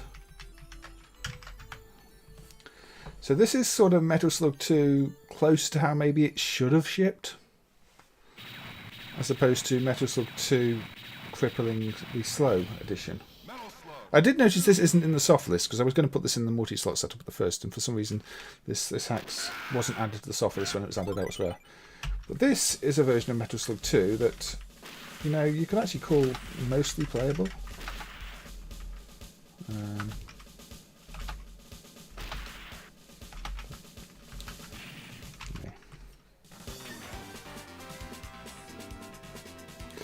Yeah, most of that new stuff is a real pain to reverse engineer. And just say there's no documentation on any of it. And nobody running tests on the hardware either. But anyway, if you ever played Metal Slug 2, you'll instantly realise that, you know, there are still slowdowns here, but it's probably still about twice as fast as the original Metal Slug release, Metal Slug release 2 release was. It's not quite as optimised as, say, X was, but this actually feels playable. Whereas Metal Slug 2, without any kind of CPU overclocking, really doesn't.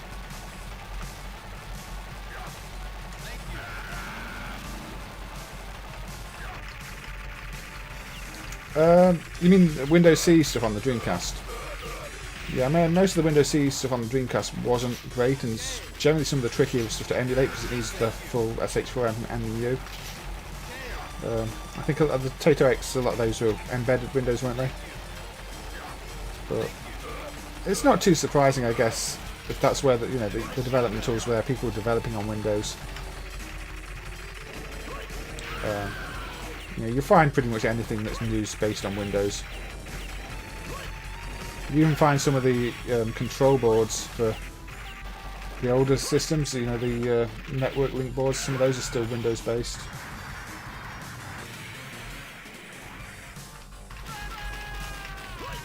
Even though, you've probably got a more powerful Windows PC acting as a network controller on, a network board on some of them.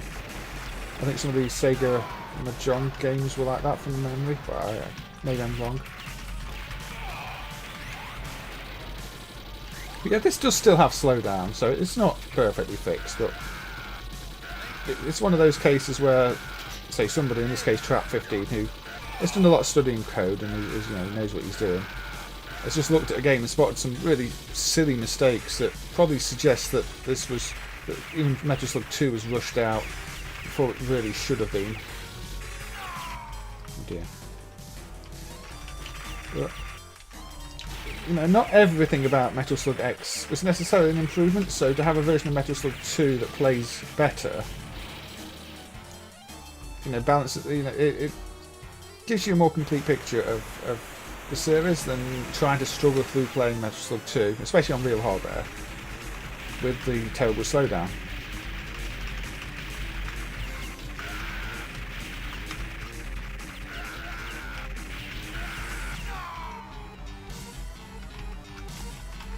Yeah, this is the fast version.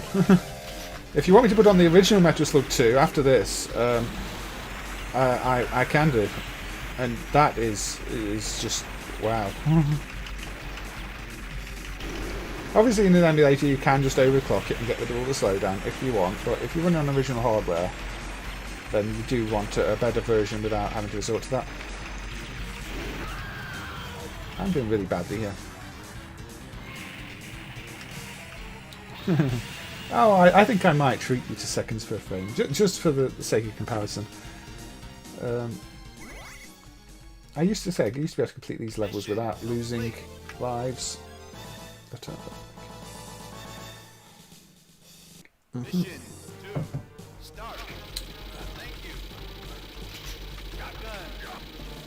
Anyway, I mean, I like some of the palettes better in this original version. I don't like all the changes they made. But anyway, I am going to, just show you briefly what 2 was like. Hey man, Shovel, how you doing? And yeah, happy Friday to you too. Thank you for joining. Thank you for dropping by. I guess you're looking forward to Zypho's stream later. Bit of Amstrad, the worst games from Amstrad Action. There should be some terrible ones in there. So yeah, let's switch to the original non-turbo version of Metal Slug 2. And I'm going to have to change the controls again one day. What's this game? I usually prepare these things before stream, but okay. So this is the non-turbo version. This is how Metal Slug 2 shipped.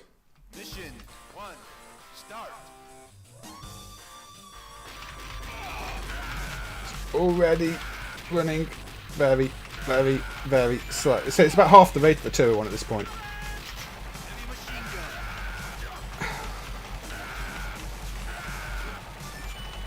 gun. Why ship it like this? Especially because, I mean, based on what Trap said, it was all really obvious fixes to get it running at about twice this rate.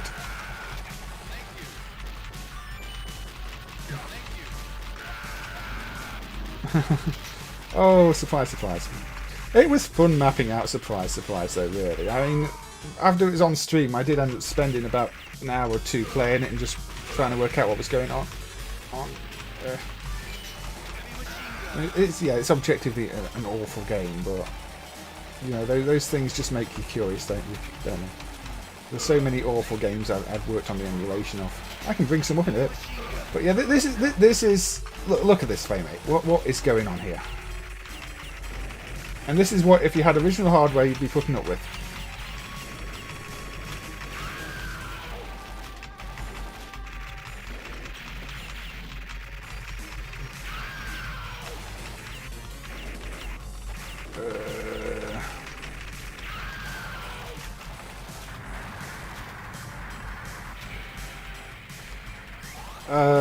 Yes, I did run it a little bit faster than it was meant to be running. Just to get through the rooms. I picked up one of the those ginger monster ones. I'm not sure that's a good idea. It's got the sweeteners in that usually give me bad heads, and I don't like ginger, but you know, I was morbidly curious to try and find out what it tastes like.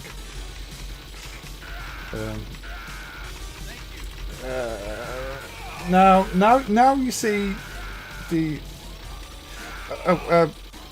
So thank you again, Ryan, for another 200 Swedish krona there. I really don't expect it. You know, but it's always appreciated when donations do come through. Anyway, so I'm going to get to the boss again, where we were talking about the frame rate before.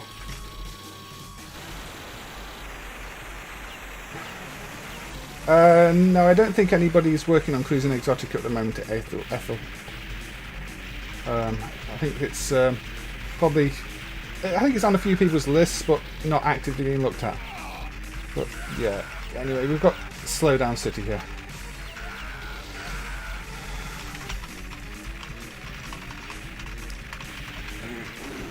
So, I think that the as much as I like Metal Slug 2, I think this non-turbo version, the original release, possibly has to be the worst Metal Slug game. I mean, 4 is just a horrible asset recycle, but this is just too slow.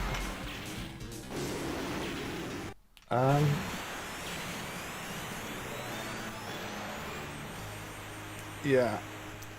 I mean, Metal Slug X, say it did fix all the slowdown and reworked it a bit, and I think Metal Slug X must have been something they put out while working on Metal Slug 3, because it's got so much Metal Slug 3 content in the ROMs. They could have probably halved the production cost of Metal Slug X just by stripping out most of that, because it's just full of stuff that's not used. But I guess they just didn't want to leave Metal Slug 2 in that state while they were working on the new game. Realised they could fix it and put out a new game or something like that as Metal Slug X. But Trap did fix a lot of that really bad slowdown with that turbo version. So if you do want to play Metal Slug 2, the turbo version sort of takes it from being one of the, let's say, probably the worst Metal Slug game to actually one of the better ones. It's definitely better than, say, 5 and 4 when it's all fixed up.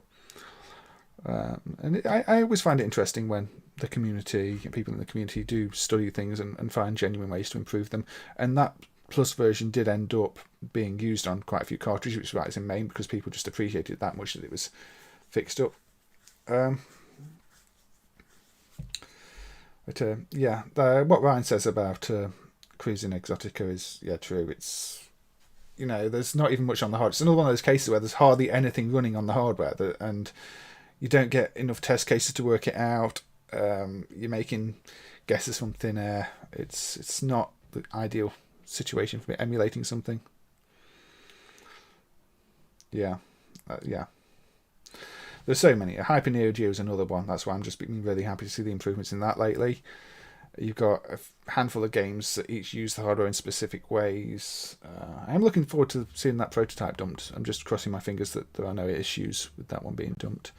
Although, do at least with the graphics ROMs, because the texture ROMs at least are, I think, on the board 4 times. So if any of those are faulty, then it's not all hope is lost. It's just if there are any problems with the program runs, that would be a bit bad.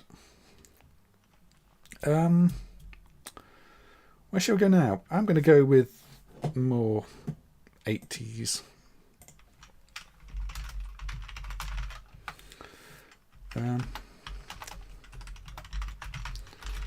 This is a fun little shooter. M Planet. Mad Planets, Gottlieb, 83.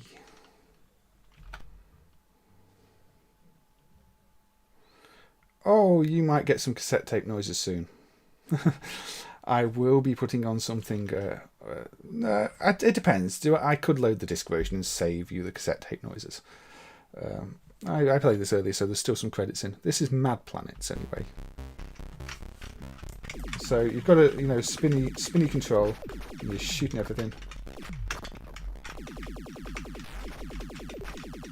Yeah. Goodbye Earth, goodbye other Earths, goodbye many moons that the Earths have. Nice little starfield going on here. One that's into the starfield rather than it being an up-down scrolling starfield. So that's a bit different to what you usually see. The planet got me, and it's got those crunchy Gottlieb sounds as well. Yeah. Sometimes you do just find that type of thing relaxing. Somebody was saying on my Twitter about Navy moves, and my main memory of that game is just the sort of the white noise type sound the boat's motor makes on the first level, and I just played that as a kid, and I find it quite relaxing.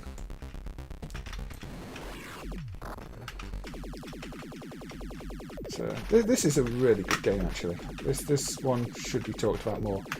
It's got the asteroids feel of moving around the screen, but it's not momentum based, so you've got full control. You just point in different directions to shoot, but you're still dodging stuff. Obviously, I'm quite bad at it.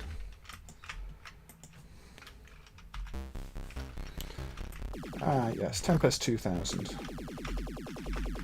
The Tempest 2000 is one of the few Jaguar games the driver does an okay job of running as well.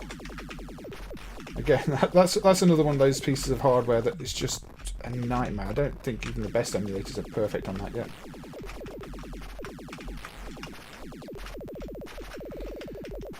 So if we're talking other hardware that's a complete nightmare, the new one, which had the other Tempest game, is it Tempest 3000?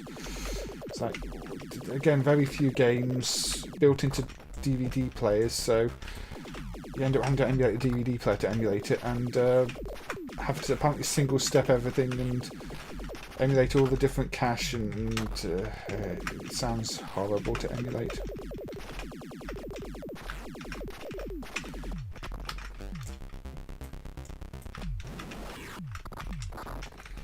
Now there is a reason I am playing this one before I play the next one. And yes, you've mentioned exactly what I was going to put on next. Mega Apocalypse.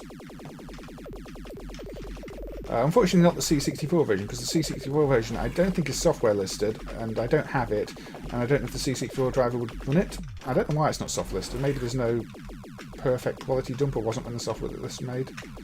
But yeah, Mega Apocalypse I will be looking at shortly. Yeah, I'll be probably looking at the Amstrad version, which unfortunately isn't a patch on the C64 one from what I can tell. But seems better than the Spectrum one, a bit more colourful, although it lacks the speech of the Spectrum one. You really want the C64 version, but I do not have that for this stream at least. I might try and find it and see if it runs through another stream. As I said before, I'm not really the big C64 follower.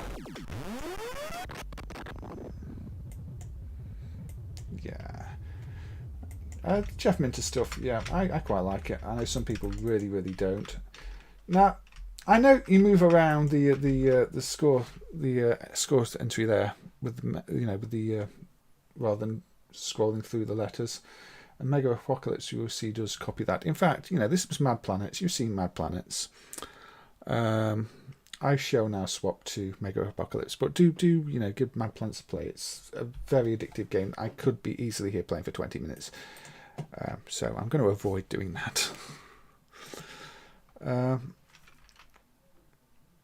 Is there no emulation of the Jaguar? I know there's no emulation of the Jaguar CD in MAME, but I thought there was outside of MAME.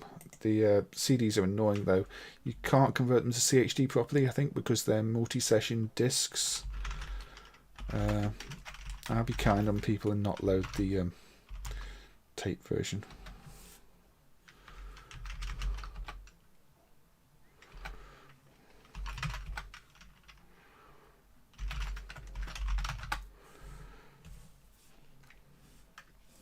So yeah, this is the CPC version of Mega Apocalypse.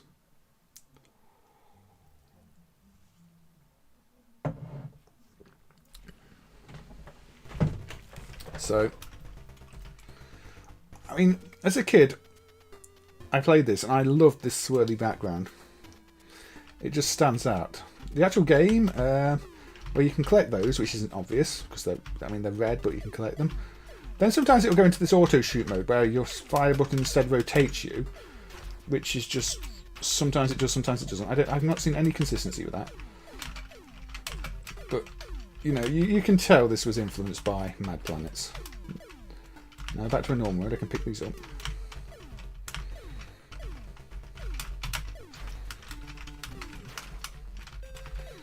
I mean, this isn't the Rob Hubbard soundtrack in this version. I still think it's a pretty good soundtrack. Unfortunately, the game is a bit jittery and always has been.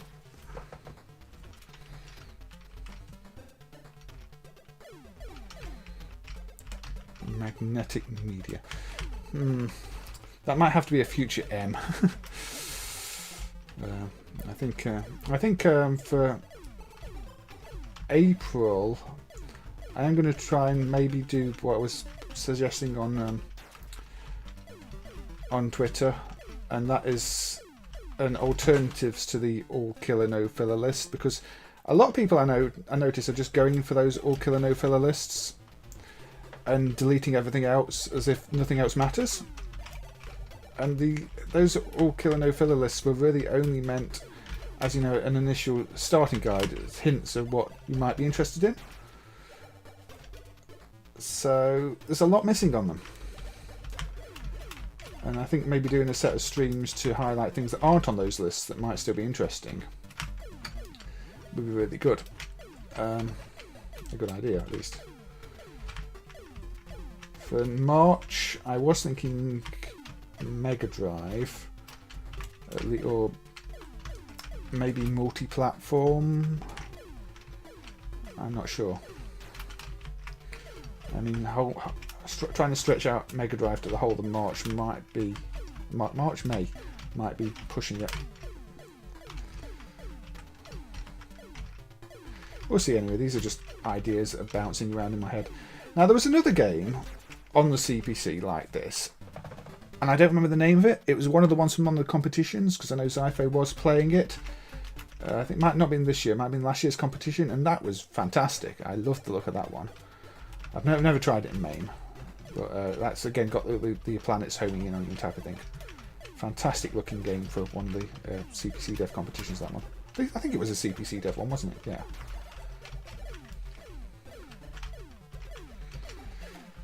There are over 800, yeah. I remember well. I know when I did Haze MD, I did all the sets as sort of built-in sets, because that was more like MAME. It wasn't the soft list, so I ended up adding them sort of one by one and testing them one by one at the time, and that is probably one of the reasons I ended up so burnt out with that stuff. But it was an interesting discovery of understanding how the Mega Drive hardware worked and what the edge cases were and everything else. And to this day, I never did fix the Killing Game Show, Fatal Rewind. Which is a shame, because it's also a really good game. Liz Star on Twitch. I might have to look at that. The thing is, there are a lot of games that just are not really stream ones. I mean, as much as people like, say, Phantasy Star, they're games you have to invest hours into, not ones that I can play for sort of 10 minutes to show off. They're very slow starters as well. There's quite a lot of hacks as well. There's the Cool Spot hack that puts a really badly drawn SpongeBob in, that apparently was sold in Russia. I kind of like to feature some of those.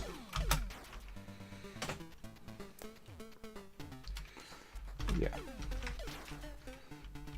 You know, this is a good fun game. It's not quite as polished as, say, Mad Planet says, oh, the C64 version of this is say is really good.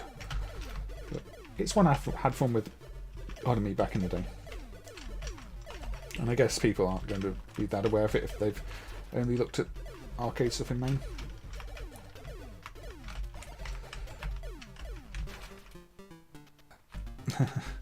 Yeah, so many hacks. I mean, MAME doesn't document all the Sonic hacks that are out there because there are too many, and a lot of them haven't been tested on hardware.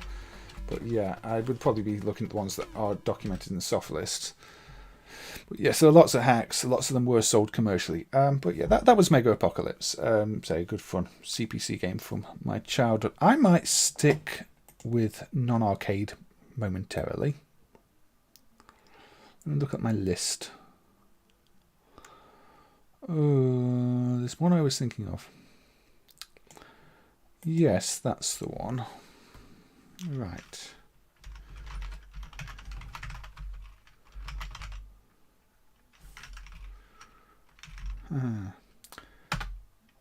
Welcome to Marbles on Stream. Well, kind of, not really. Or maybe not. I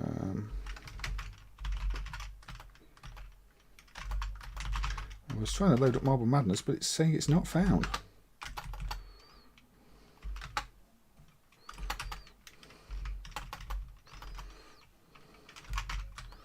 What happened? Did I not copy the file I wanted? No, I clearly copied the file. Hold on. What's going on here?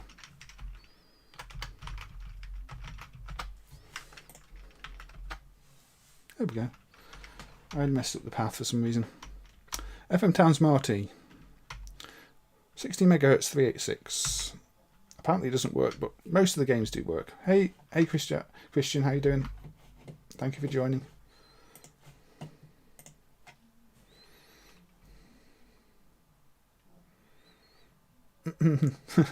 I guess they were quite proud of that game. Yeah, I mean, I don't blame them. Yeah, I've been looking at FM Towns a bit at the moment. I've been trying to fix up Chase HQ a bit, but unfortunately, the only solution I found to fixing it up kind of is really ugly. The slightly less ugly solution makes Moonwalker Arcade sound worse, so need some thought. But yeah, this is the FM Towns Marble Madness. I'm going to play it on keyboard. I think you can play it on mouse because there's a mouse sensibility option. Not sensitivity, sensibility. How sensible is your mouse? Maybe. It's not initially on my list, but it's a possibility. Definite possibility. Very easy. I'm going to put it in time trial mode. But you get to choose your marble colour. How utterly pointless is that? But still, there we go. I'm going to be a purple marble. Here we go. Are we talking Mahu Daisakusen on the FM Towns or the arcade? Because I don't have the any. If I've not copied it in advance, I'm not going to have the Towns version of anything on here. Now, well, your mouse was very rude. To be fair, I think our cats do that sometimes. Well, what's left of them. Now this has got the CD soundtrack. Also, one thing I noticed with this is the animation is really smooth. I'm kind of thinking the animation on this is actually smoother than the arcade version.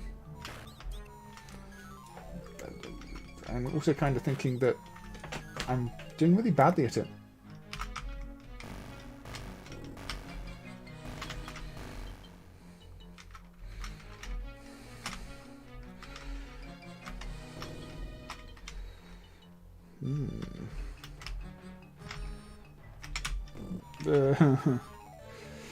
I'm really bad at this game. I don't hate this game. I'm just excessively bad at it. and you kind of have to get used to the controls on each version. And this is obviously designed to play on non-mouse too, but not quite used to how it plays. But it's a really good port of the game. It really is. I put it in time trial mode as well, so hopefully it's just going to let me run the tracks and not game over me if I do too badly. This is a really good port, yeah. Christian. The original arcade uses a trackball. This is the FM Towns version, which has the option for a mouse or a trackball, but I think you have to plug the mouse into the port because by default the mouse didn't seem to work when I was trying it earlier, but I didn't test the different configurations to try and put it in another port. But yeah, this is a good port. I mean, it's got CD soundtrack, it's got really smooth animation.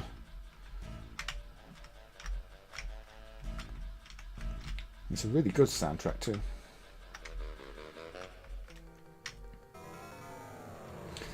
Maybe, I mean, the original Marble Madness does have a very distinctive sound to it, which is maybe lost a little bit here. But that doesn't really mean that it sounds bad. It just, I think it sounds really good. But if you want it to sound exactly like Marble Madness, then maybe you're gonna wish it sounded more like Marble Madness. Oh, come on.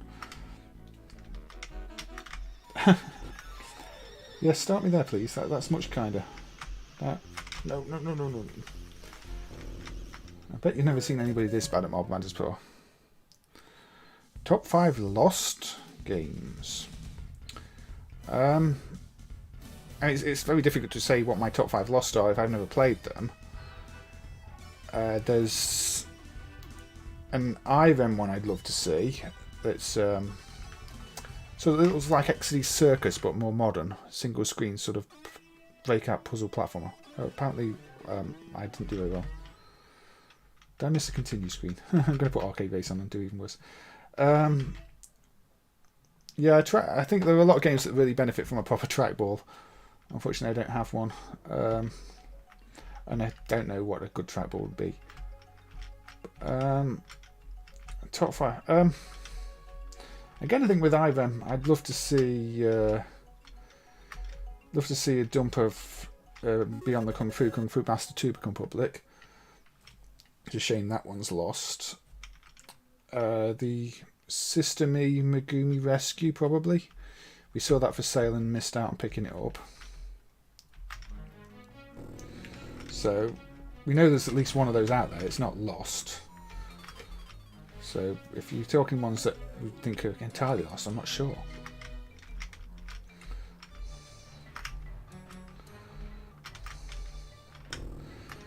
But, you know, there are some.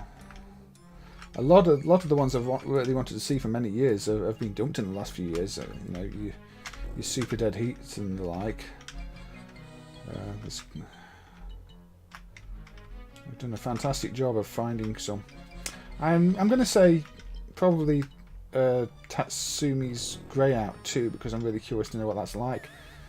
You know, probably low budget Afterburner, but low budget Afterburner might be fun.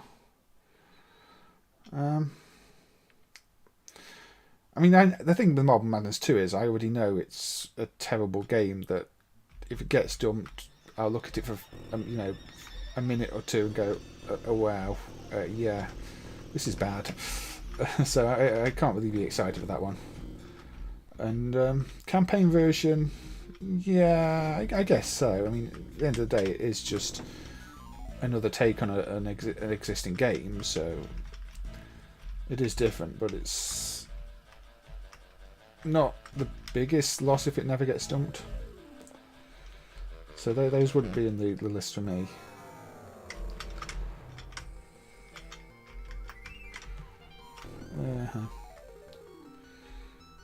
I'll just go the slow way. It helps us down the track.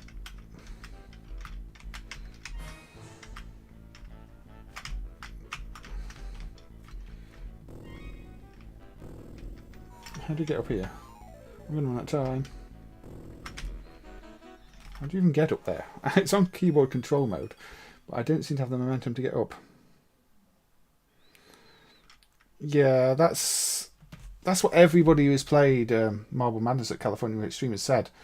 It's easy to see why it wasn't released. It doesn't work as a game. And the fact that they went for joystick controls on it, well, there were two versions, there was a trackball version and a joystick version, but the fact that we were considering joystick controls on an actual arcade version of Marble Madness 2 it's one of the, it's like from that period where Atari just made a lot of mistakes, and I guess that was all part of it, and it just never came out. A beta of Super Mario World. I don't know much about Super Mario World's development to know what would be in a beta of Super Mario World, so I guess that's not one I ever thought about. But I suppose if you're a big Nintendo fan, it might be like those Sonic betas that showed up recently, which are fascinating.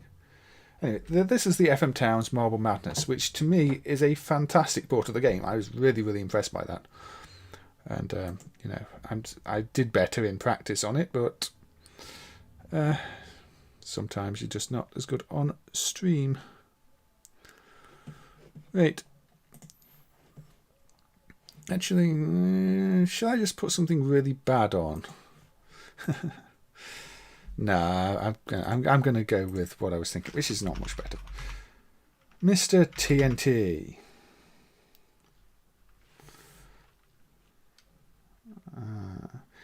Yeah. I mean, there are videos of the full campaign version being played, aren't there? Oh, okay.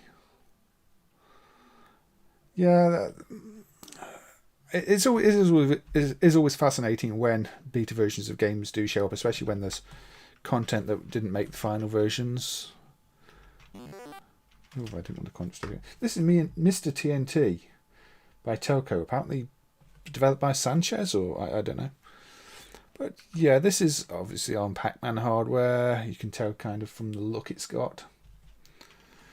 And I don't know if it uses any Pac-Man code, or if it's an entirely original piece of code. But your structure is insert coin, get a little jingle, play the game. Now, it's actually a neat little design, because while you're going around the maze, you're erasing the lines, and you can only move on the lines. And also the enemy things that are erasing the lines. So the places you can go are constantly being removed. So you have to collect all these things before it becomes impossible to collect them. So there we go. That's that done.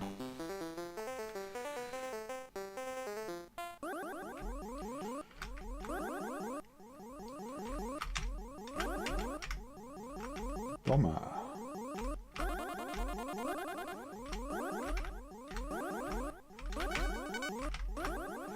Right, I'm not really convinced we will ever see the campaign version, so it would be nice, but oh, hit the fuse, well, the lit fuse part. This is another that is strangely addictive, and also very frustrating.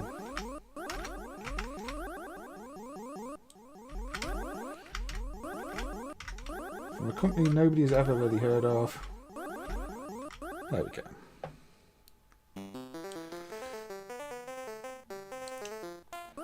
Yeah, I mean, once you get used to those games like Donpachi, and you realise, the size of the hitbox, they actually become a lot easier than some of the earlier games. I mean, you put on something like Slap Fight, and it can be absolutely brutal. Because you're quite slow to move. You've got a big hitbox. The bullets come straight at you. Whereas the cave shooters are actually forgiving once you realise what's going on. And I think we did see that a lot when they were first emulated. Initially, there were quite a lot of people saying, why are you wasting your time emulating these? They're junk. They're just coin eaters. But then people realised they're actually fairer than many of the older games. But this gets a bit hard quickly, doesn't it?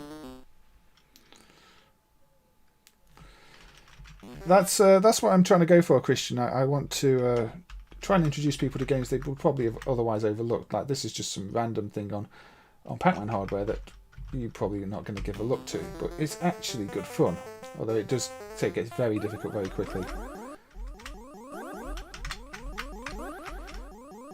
And you always have to watch where you're going, because you can end up in dead ends, and then it was, let me do it on purpose. Okay, I'm trying to do it on purpose. There we go, you see, sorry dead end, which you will lose a life for doing. It's got a nice little explosion zing there too. Now there was a second. You've also got a slow down button as well to make controls easier. So if you hold down the button, you move much more slowly, which I've not been doing because you really have to try and clear the levels quickly before your lines vanish. But if you do need to make a corner more easily, you can slow down with the button.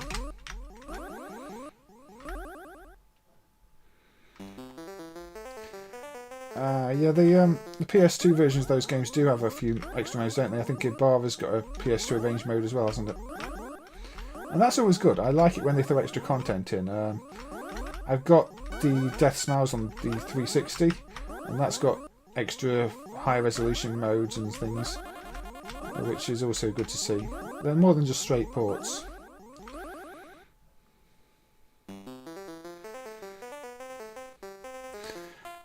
Yeah, Pac-Man's a good place to start with emulating things, I think. It's, I mean, I've no experience with Rust myself, but if you want to learn a language and you want to learn emulation, then you could definitely do much worse than trying to go with Pac-Man. The Z80 is a nice CPU to learn. And widely used. So, you know, once you've done Pac-Man, you can easily extend, you know, move beyond that and do quite a lot of other games.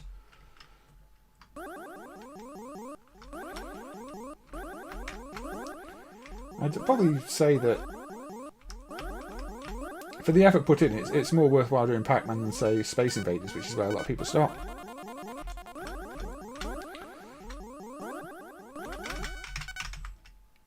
Oh, congratulations, all fuses burned out. So there's different ways to complete the levels that you see as well.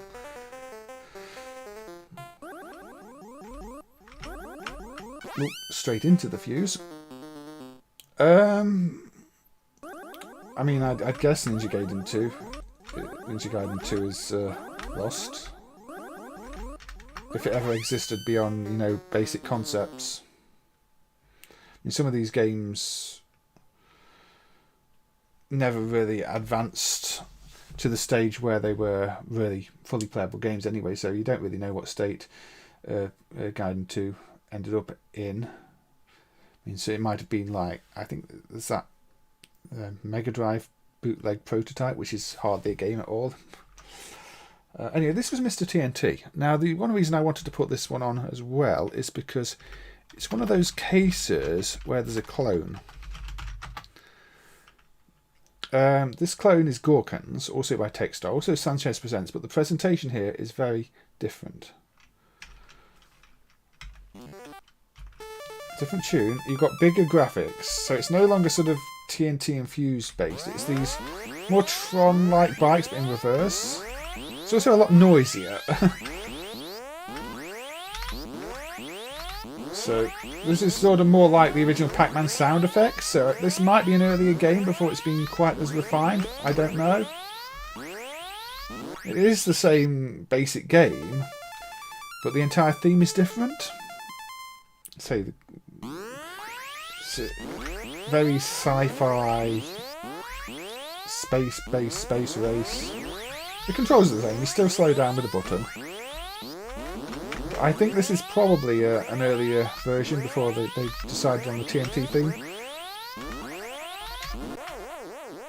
But this has still got a lot more Pac-Man-like sound effects in.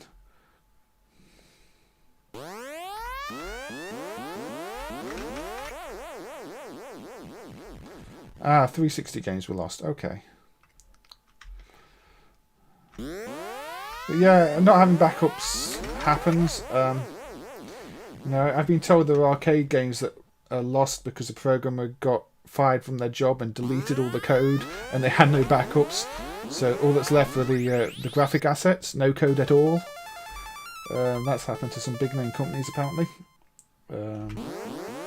Never games that were announced to public apparently, but games that were in development. Sometimes games that were quite far in development just ended up lost, you know, because somebody didn't like losing their job and deleted everything. That is definitely a thing that happened. But yeah, this is Gorkans, which is a different take on Mr. TNT. Very different clone. Not as good. You know, it's too noisy,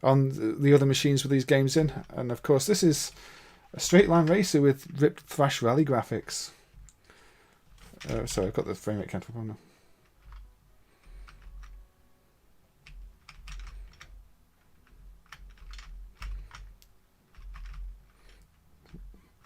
But yeah, these things are they're quite something, and it's been fun emulating those over the past year or so actually, and buying them and analysing them. And they're mostly bad. There's another one that's like got many more games, and it's got a karaoke mode in and things like that. And there's a mini game where you're just dodging cars, where it plays, I think, Nirvana's "In Bloom" for the entire song for the duration of the mini game, which obviously I'm not going to stream because it would be slightly problematic.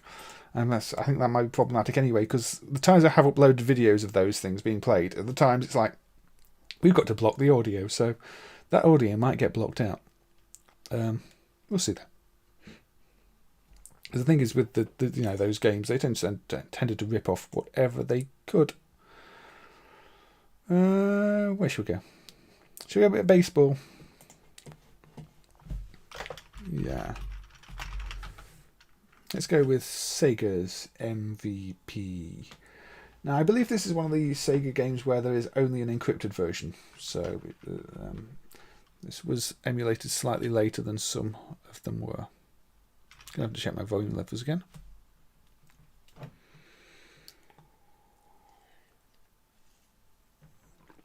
I suspect the MeWe 1 would be be one of the VT based systems rather, hopefully NES based systems rather than that. But I don't know.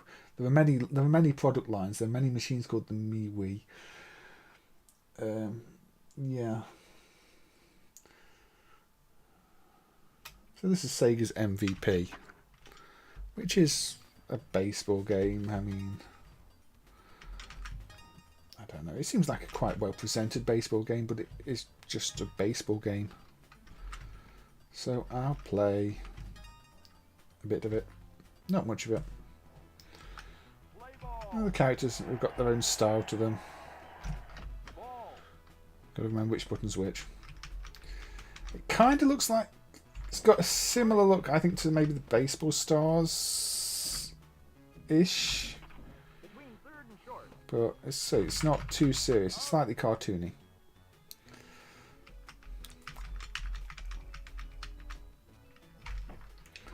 And I'm not very good at these. At least this one does use buttons, though.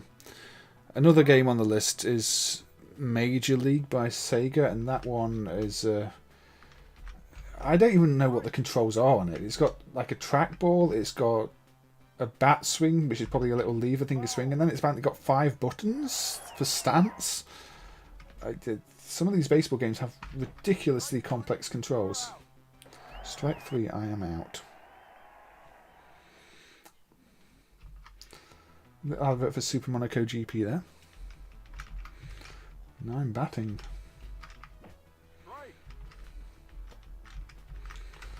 Sega did quite a lot of baseball games. I mean, there's Clutch Hitter as well on System 18, which is maybe more interesting because they use the Mega Drive VDP for the ball. Which is funny when you think about it. Because you've got an entire VDP and you use it for a ball. But Clutch Hitter does not begin with the correct letter, so that'll be another time. Yes, my super slow fielders that don't seem to get any faster. Oh dear.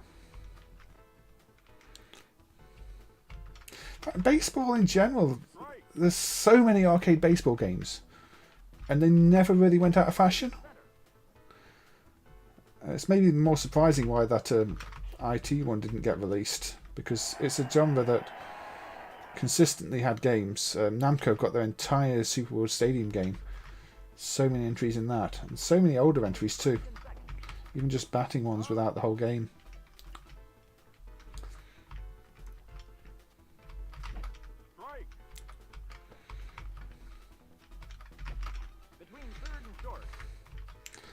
But yeah, I think the problem is with baseball games.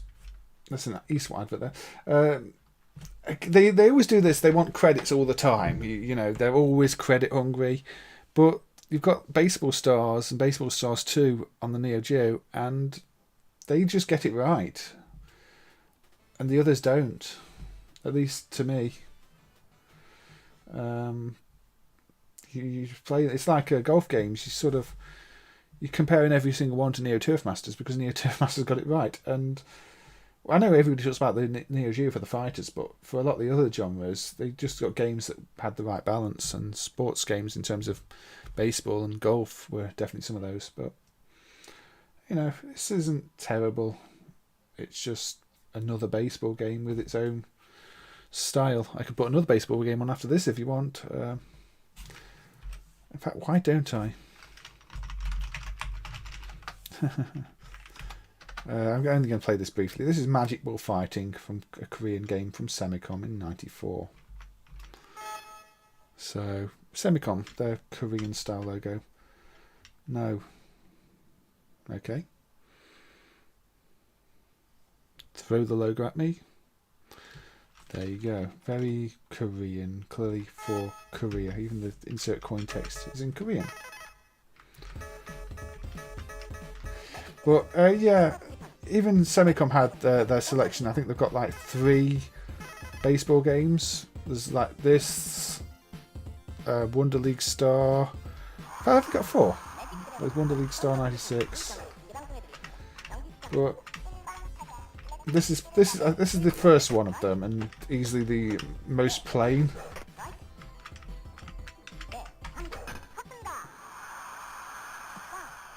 Again, it's baseball, and they're all very similar. Line it up, and try and hit the ball. Time it right. This is how baseball games usually go when I play them. I just get struck out the whole time. I hit it the wrong way.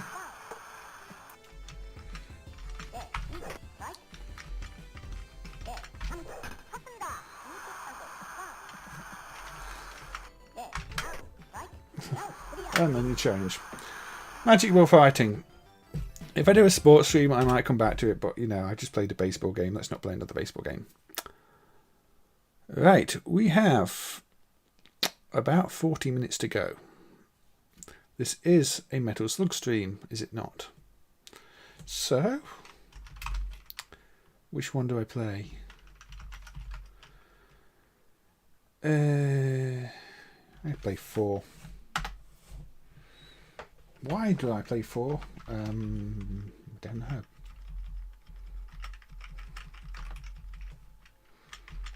Oh, I know why I wanted to play 4. Just let me quit out of 4.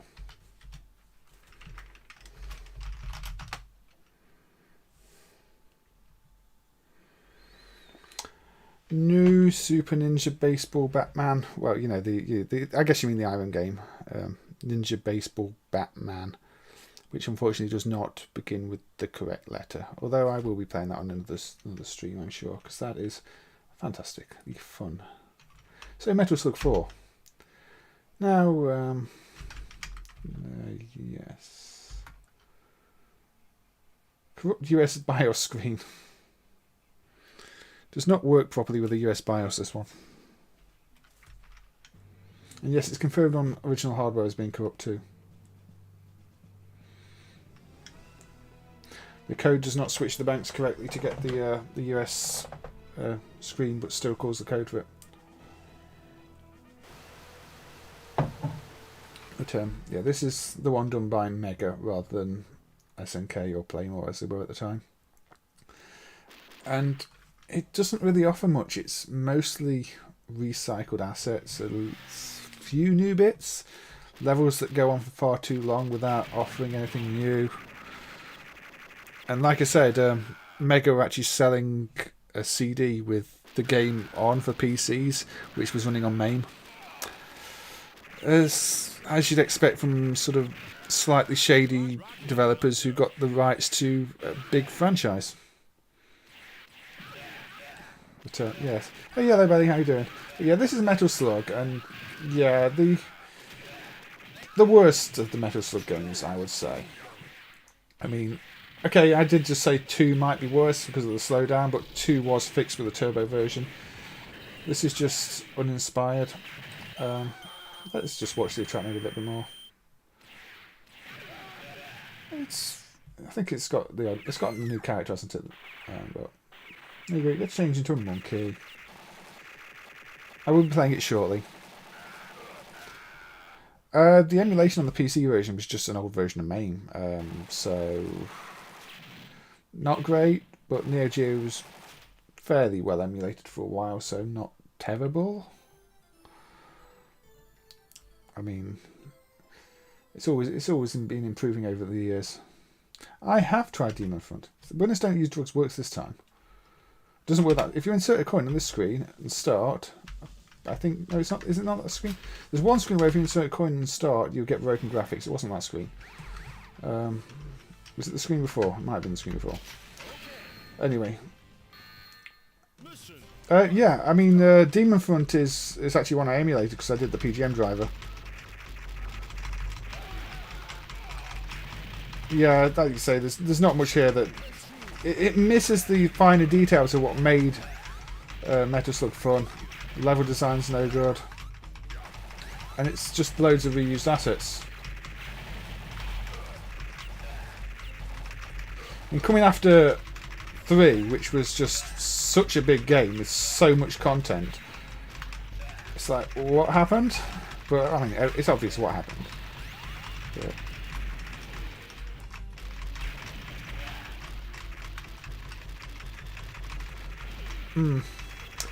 I mean, I'm in two minds with these late Neo-Geo game soundtracks because while the earlier ones were all sequenced, these later ones are just lots of samples.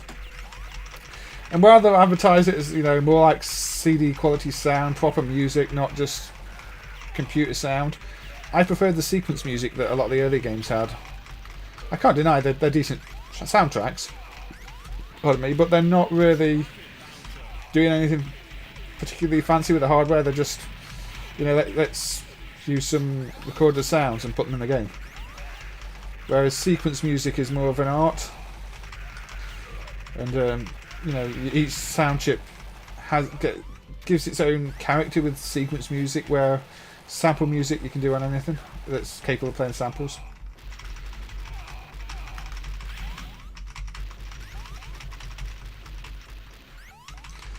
See, so far a very flat stage. Jumping on the cars is kind of fun. We've got this motorbike section. Again, you're just seeing just how much of this is just reused assets.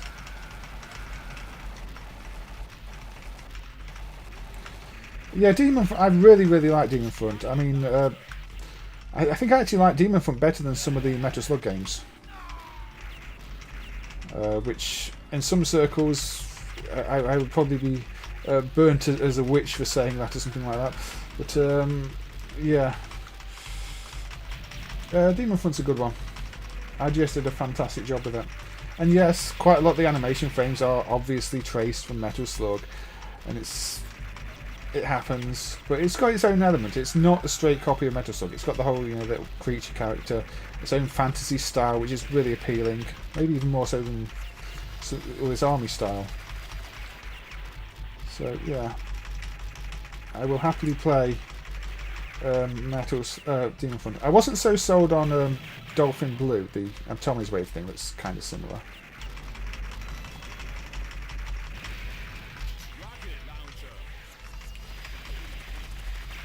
It is a shame that IGS didn't keep making games and sort of went down the path of doing some beat 'em ups and then fading out. Quite a few missteps. The Atomic Wave KOV games, horrible mix of low-res sprites, high-res backgrounds. Knights of Valor 3's microtransaction, cards save, not real game. Enemies explode when you kill them. Nonsense.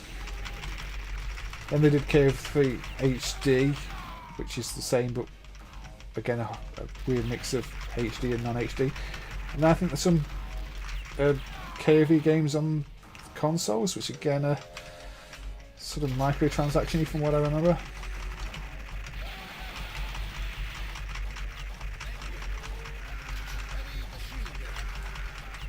So.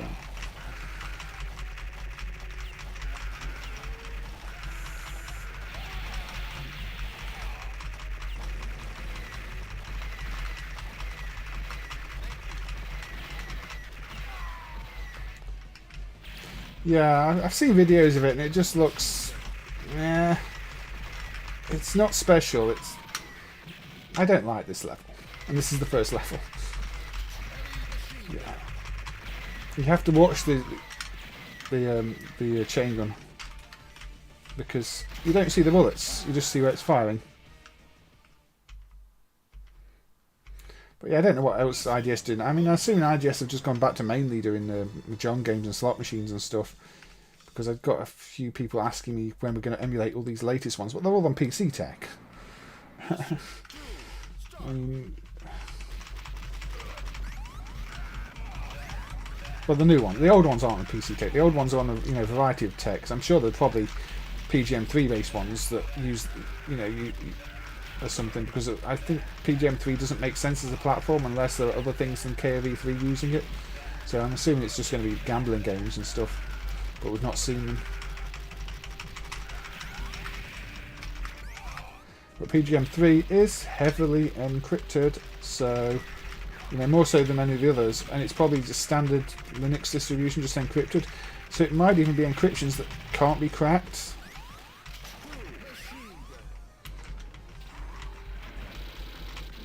This is not a fun vehicle.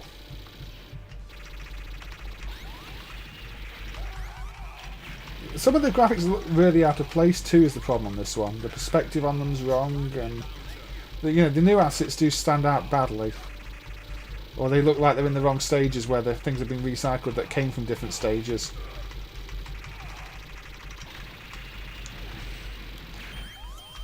There's a PGM3, yeah, it had KOV3 HD. And that's the only documented game on it. But it's, from what we can tell, something like a 800 MHz ARM processor.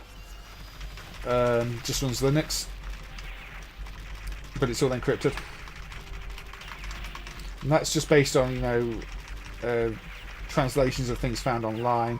There are dumps of the various versions of the game card, but they say they're all encrypted. And nobody's managed to decrypt them.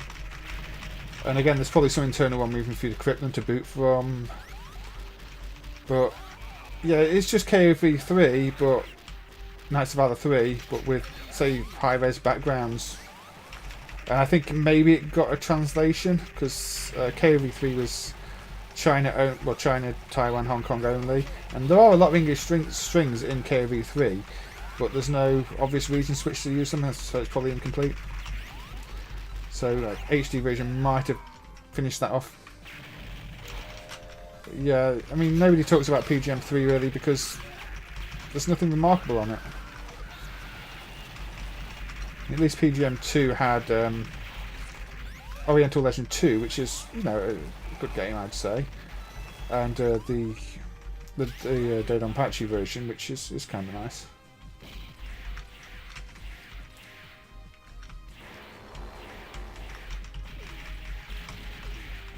Yeah, this game is just, dull.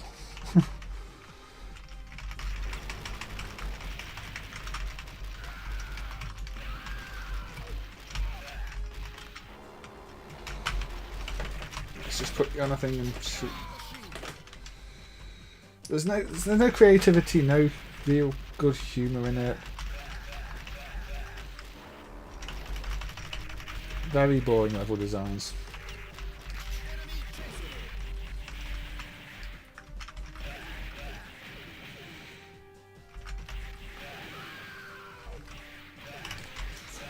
But I would say I'll play these Metal Slug games till the end of Mission 2 on each of them, and that seems fair. Although I'm probably when I'm going to squeeze in 3. Let's squeeze in. It might end up going on a bit after 3 hours if I don't start 3 soon.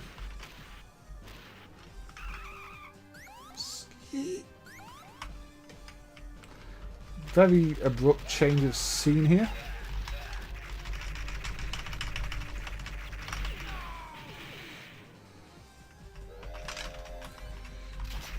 But yeah, the soundtrack's alright. It's just not that memorable to me. but when you just listen to it, it's pleasant.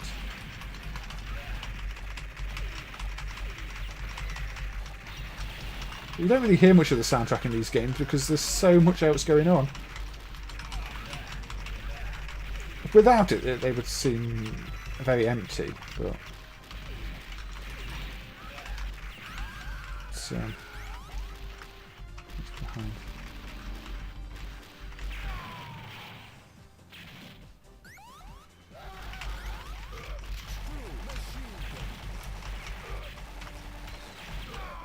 I've heard that there are some issues with the sound on it. I don't know if I assume it's the same MAME. I've not checked, but there's a lot of misinformation about these platforms too. But the sound hardware on PGM 2 is very different to PGM 1. I mean, again, PGM 1, everything had to be sequenced. I think that's one of the things that Cave complained about, isn't it? How the sound had to be developed.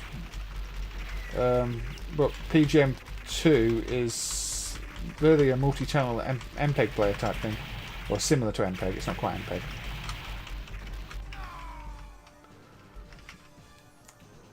Oh hey Cat 12301. I'm good, thank you. How are you? Or KAC, however you would rather I pronounce it.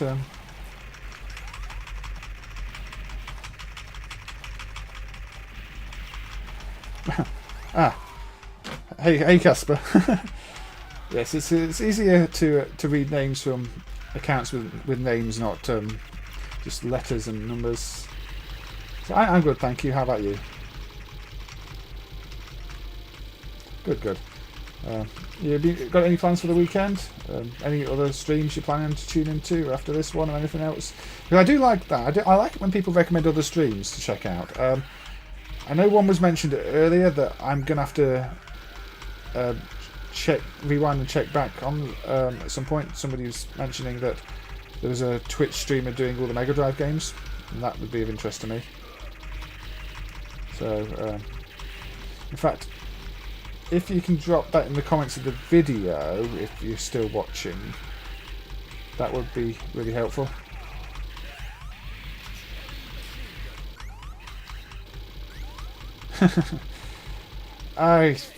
Yeah, that doesn't surprise me. Anything new they've added is problematic. As I don't really ever use the new characters intentionally. Yeah, thank you again, Will. Sam, I think with you don't really notice much difference as a casual player between the characters on these.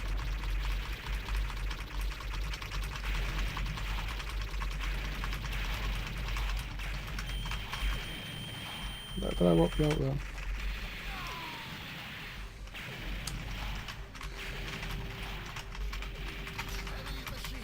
What? This is still mission 2, isn't it? This is the mission 2 boss, isn't it? I'm just gone into autopilot credit feeding this one. But yeah, bugs in characters don't surprise me at all.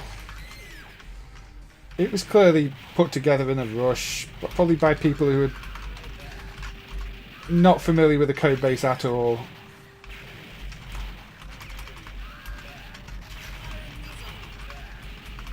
I mean, all things considered, maybe it's not terrible, but it doesn't live up to any of the Metal Slug standards. The other Metal Slug games did not exist. We'd probably be saying this is a fantastic game, you know, but the other Metal Slug games do exist. And everything good about them, everything good about this, is just from the other games that managed to do it better anyway.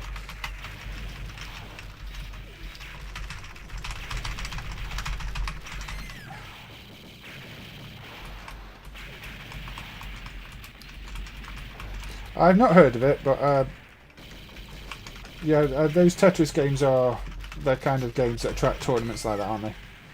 There are some really good players at those things. I have seen players and playing just blown away by the skills on show.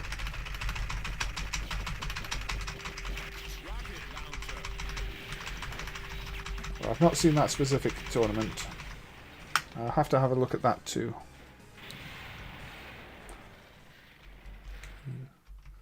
Right, that was mission 2, wasn't it? Complete. Yeah. You look at some of them, you think they're probably Taz attempts, but they're not. They're live on stream doing it, and yeah, I don't know. I don't know where such skills come from. These are really creepy when they explode. I don't know how you become that good at Tetris, but I guess some people just have that level of skill, that understanding, you know, the connection with the game. Anyway, Metal Slug 4. I mean, play it if you run out of Metal Slug games to play. Don't expect it to do anything special, because it won't. That's about all I can say about it, isn't it? Right. Loading sounds incoming. I'm going to turn the volume right down on this, because loading sounds incoming. We have everybody's favourite, the ZX Spectrum.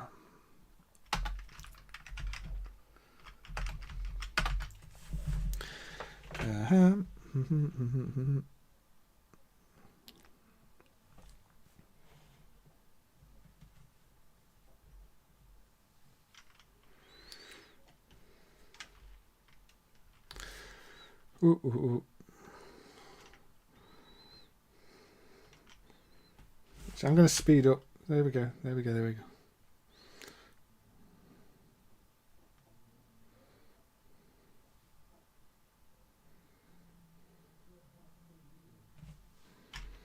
Now this is a modern port of Mr. Do. It's not one from back in the day. This is from 2019. It was done by, I think, one of the former Ocean guys. If I'm correct, was it US Gold? I can't remember. One of the big people from back in the day.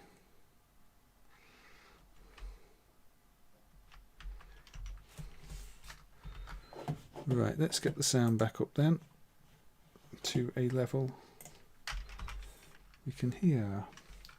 Define keys. No, no, don't want that. Define keys again. Up, down, left, right, space. Now, for a Spectrum port, this is, I would say, really good. Again, it is a modern one, so it has the you know, the benefit of modern tools, but it's got everything you'd expect from a Mr. Do port, really, hasn't it? It's using both the AY and the beeper sounds. It's a 128K Spectrum game, if that wasn't clear.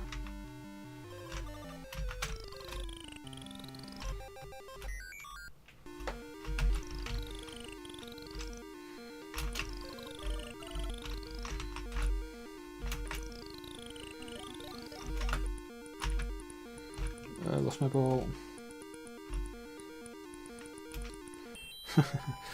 I lost my ball, I threw it away.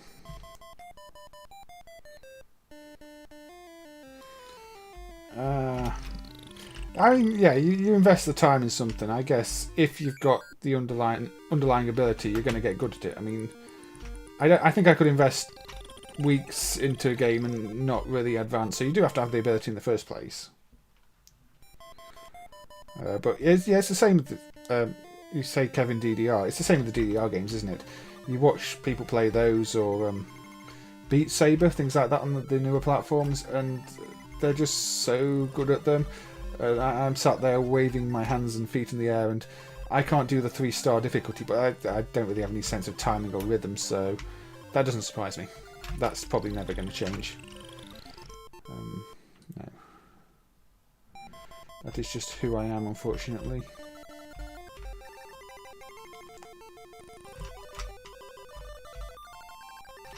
But yeah, I was really impressed by this port of Mr. Do. I think had this port come back in the day, it would have been an absolute must-buy. It's got everything from the arcade game. It runs well, and it plays well. I looked at Fruity Frank, the unofficial Mr. Do game on the CPC the other day, which is more colourful than this, but doesn't quite play as well.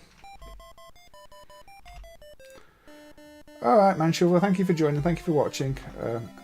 Much appreciated, and I hope, and unless you are going to continue watching, I don't know. Maybe your plan is to, or not. If you're off, I will see you on a Zypho stream later. I'm sure of that. I'm definitely looking forward to some of those bad Amstrad games.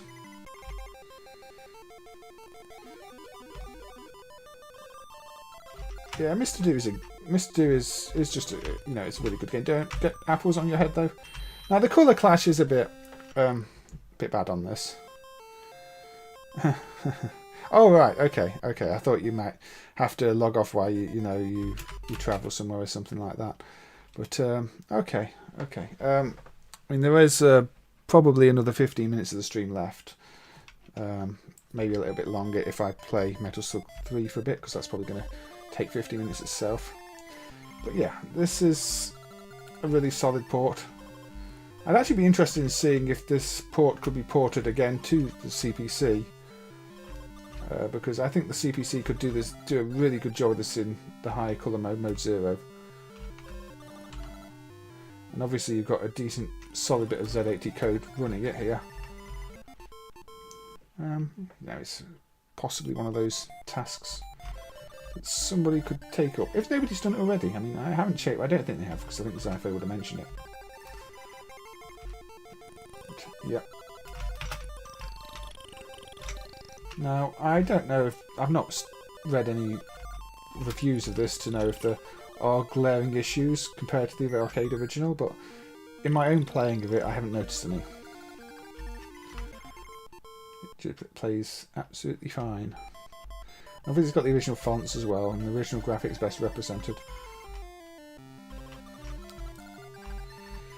So yes, definitely full credit to those involved in doing this port. I probably will end playing Mr. Do there, because I've played a fair bit of Mr. Do, and it is just a port on the Spectrum, but it's one I wanted to highlight. It's, say, from 2019. Let me just check my notes, actually. Mr. Do Spectrum. I just want to make sure what I said. Yeah, Mark, who worked on that, worked as a graphics artist, Ocean.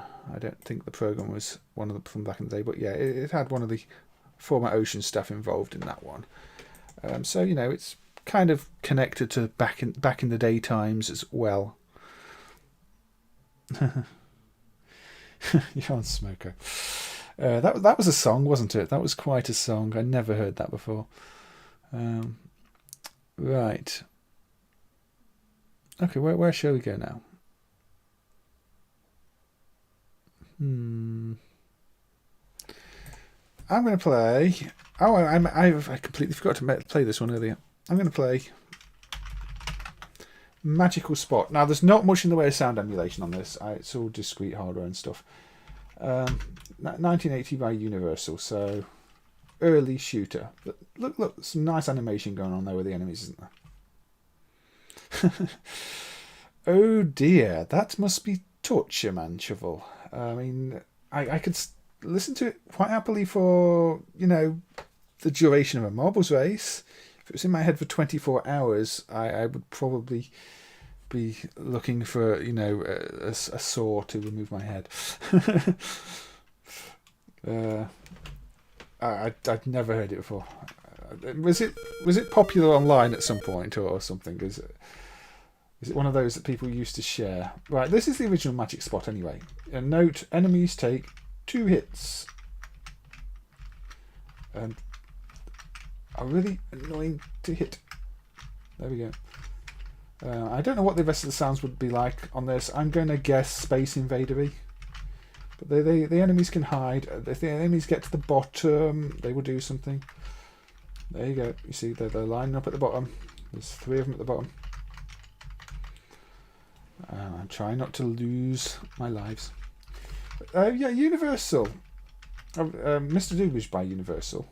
This is by Universal. Universal had quite a lot of good games, actually. They weren't around for all that long under the Universal name. Became UPL. But Now, when say 8 of them collect, what was it, 7, collect at the bottom, they do this, and this is a really nasty wave of attack that would kill you pretty much instantly. No, I mean, I wonder how your wife discovered it then. It's certainly not one I've seen before myself before. Anyway, yeah. But I say that is one of the reasons I do enjoy those streams, is because you hear all this music you wouldn't have heard otherwise. And it's also, you know, when I do get the occasional win, I think that was only the second one in however long, I'm not sure, shall I put something people know on, or shall I do like what I do with these streams and just pick a random song like the random song you heard there that might not go down as well? I sort of played it safe last night with the 6 AM selection, but I do really like that 6 AM track. And 6 AM when I saw them live were just fantastic. So I just wanted to put that on. But you know, otherwise I was thinking, shall I ask for an old 80s band that now have new material that still sounds very 80s, because that's kind of what I go for in my time quite often.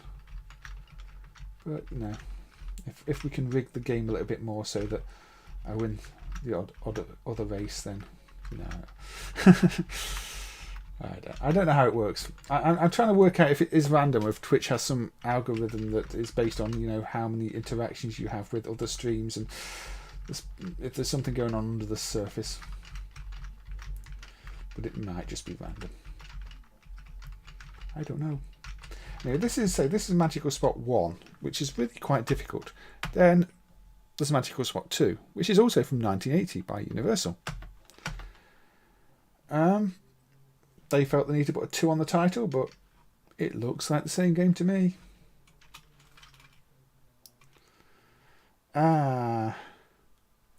It's always good to have friends with such tastes. I know I've got a friend, Jake, who loves all sorts of weird and wonderful things. So if there's any kind of out there music video or thing going on, he will be absolutely obsessed with it and share it with everybody, and you know, you find out things that way. I mean, he loved that Furby orchestra thing and everything else that is it Look Mum No Computer or something like that they've done, and quite often he'll come to me with bands I have heard as well, and he's probably the only person who really ever does that.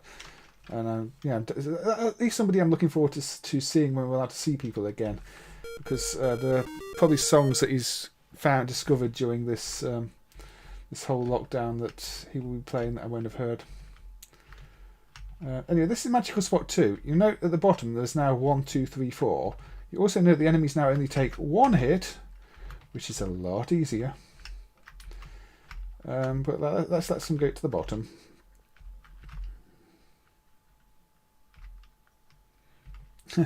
Hipster Brit friend. Was his name Jake? No. I don't know if Jake likes being called a hipster, although, you know, Jake does buy entirely Apple products and, you know, all this stuff. Let's see, once there are 4 of them at the bottom in this version, it does this attack, which again makes it a lot easier. You actually stand a chance of killing it. I didn't kill him that time. It wasn't you, Gangrel. Okay, I'll believe you. I mean, it's more of an Aussie song though, so I would have maybe more expected it to be just some Aussie friend. But yeah, I suppose any hipstery Brit would possibly enjoy it. It was kind of reminding me a bit of stuff I've heard by a band called the Maccabees, but again, I've only got CDs by them because I bought a load of CDs when a record shop was closing down and listened to some of them.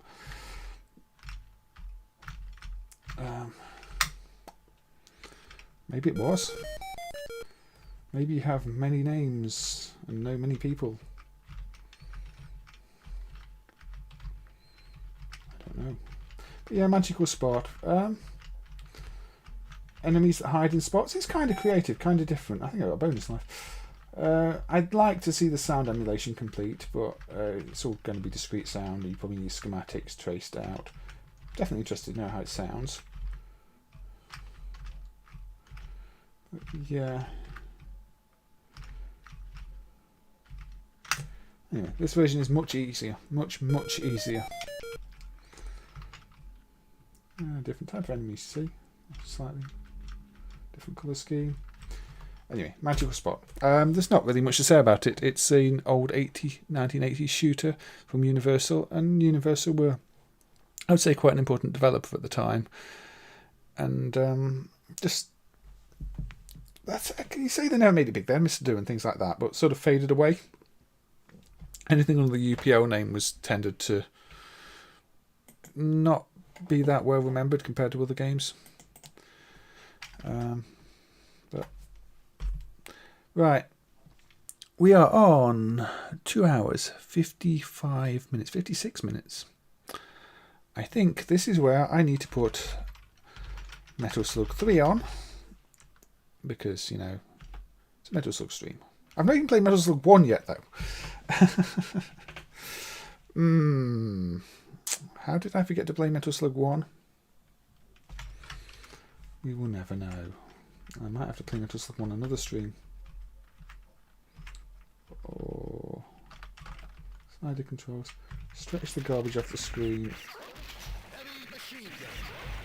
Right, this is Metal Slug 3.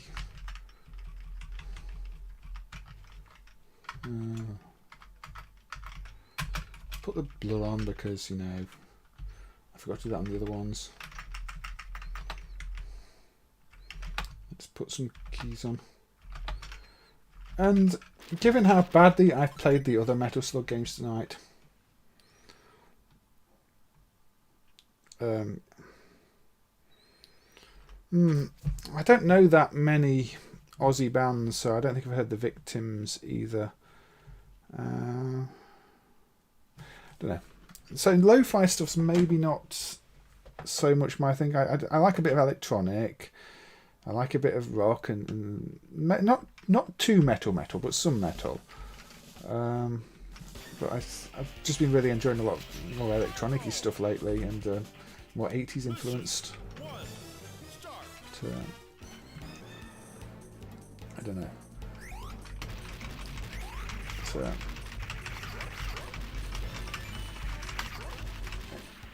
any band with dirt in the title, you know, that's what they say for the hipster bands, isn't it? If they've got dirt in the title, it's probably a hipster band. Not necessarily true, of course, but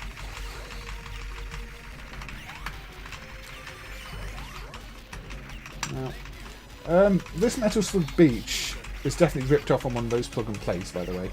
The ABO 4-player system, one of the games has a beach in it, which is definitely the beach from this, although that's not fully emulated yet, so not being featured. Plus, you know, it doesn't begin then. Now here you get what, you know, you get your multiple routes, up, down, you go there, go down here. Let's go down to the submarine, in fact. Yeah, there's lots of different ways around these games, these Metal Slug games. Well, this Metal Slug game, in fact. Sorry, not these, but this one. Again, this is why, while this is easily, to me, the best Metal Slug game, it's not really a good arcade design. There's just too much content in here that most arcade players aren't going to see, and that would have made it ridiculously expensive to develop. With arcades, you really want content that people are going to see, otherwise you're spending a lot of development time and money on just bits that most players won't see, and that isn't good for making in money, let's say.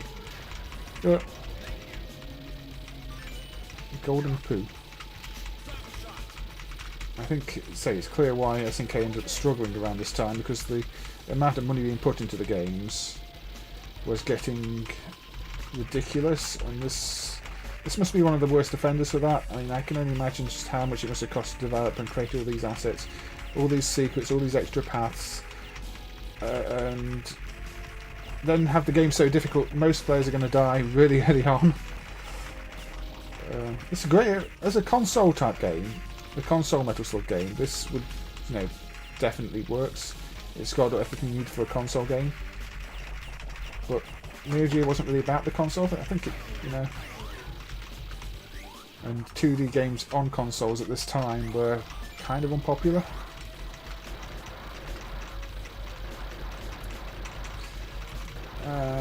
1980 good television addict.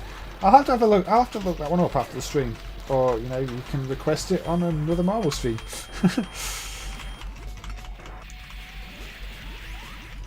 Yeah. I mean, you did, at least Neo-Geo cabinets, you did see them around quite often, but they were usually just the basic games. You know, you might have seen the Super Sidekicks. A Puzzle Bobble was almost guaranteed. I mean, most Neo-Geo cabinets I saw were Puzzle Bobble, which is not really something that shows off the Neo-Geo. But it was, you know, it was always those cheap first generation Neo-Geo games more than anything else. But yeah, Metal Slug itself, being a more expensive game, you're not going to see it in a cheap little pub of anything. At least not in the early days. I mean, once the bootleg cartridges were all over the place and the operators could pick them up really cheap, yeah, you saw more of it. Yeah, PlayStation era was sort of trying to give the idea that 2D was the way of the past as well, and 3D was the future. It's a shame because, you know, we could have seen a lot more high quality 2D games if that idea hadn't been pushed, I think. And if you look at the Japanese PlayStation library, there were a lot more good 2D games that were never exported. Yeah, Baseball Stars, Fatal Fury World Hero, those ones. Maybe Magician Lord, Flash Rally.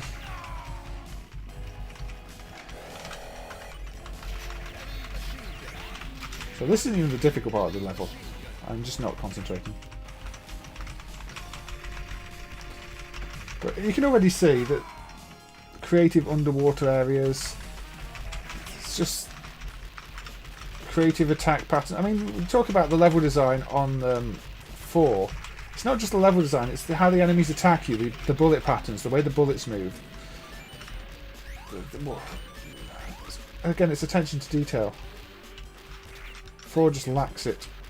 Hey Orgite, how are you doing? Thank you for tuning in. Again, we're probably this is probably gonna be the last game on the stream, but thank you for dropping by. Now this is where you can quickly lose, well, lots of lives.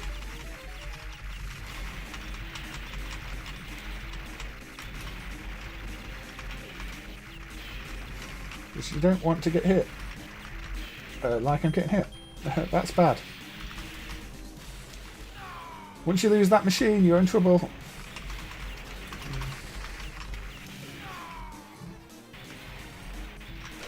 Yeah, and again, I used to be able to... Oh, hey Ryan. Thank you again for yet another donation tonight. That's your third, isn't it? But thank you, and it's always good to, you know, have you along in the streams talking, and you've been a big help, you know, explaining the technical side of things to some people when they've been asking, because it can be quite difficult to do that while playing.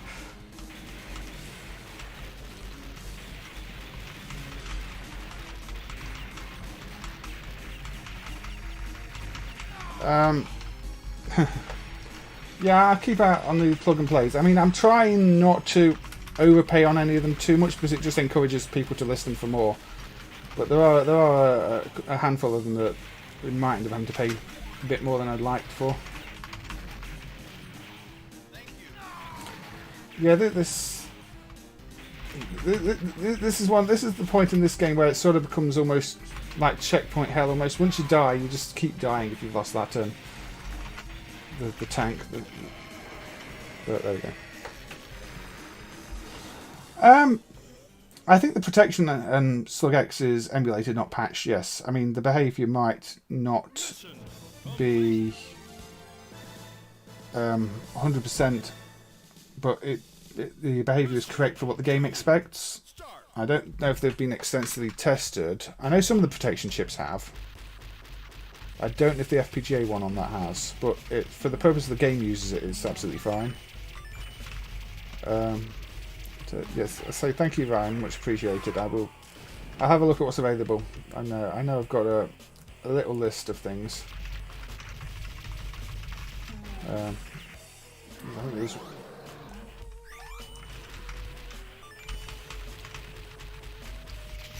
Yeah. I mean, this one's... Are you... have you got the YouTube set to notify too? Because I think Twitch is probably better at notifying than YouTube, at least in my experience, but at least emails. Every time any Twitch streamer I know is on, I do get an email. Yeah, this is a nice rocking music track, isn't it? And again, it's the levels are better, I think. You can hear the music over the sound effects on this level. Where one thing with 4, the music was just sort of in the background. And sorry, I'm playing this really badly. But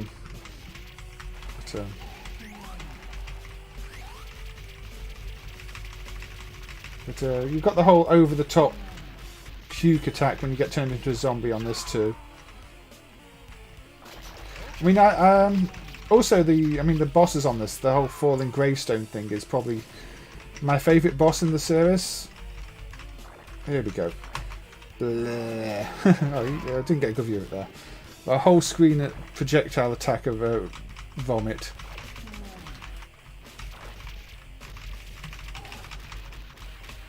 So the humour in this is good. Should I bother? No, got hit. All the animations, it's excessive, it's over the top. And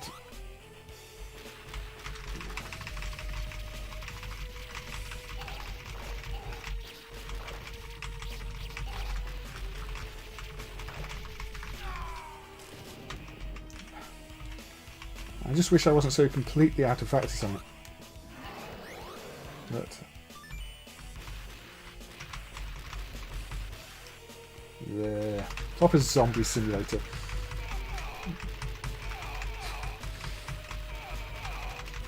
I want your brains or your AI scripts. They'll do.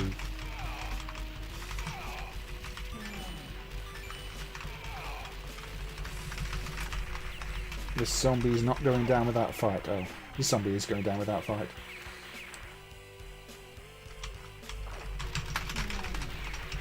Yeah, so it's a really good game. I just think they went way over the top for an arcade game. You know, it's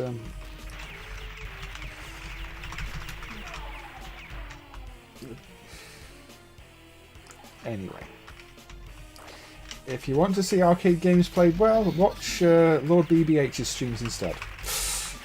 Because they are fantastic and he one-credit clears many games. If you want to see somebody bank loan clear games, watch my streams.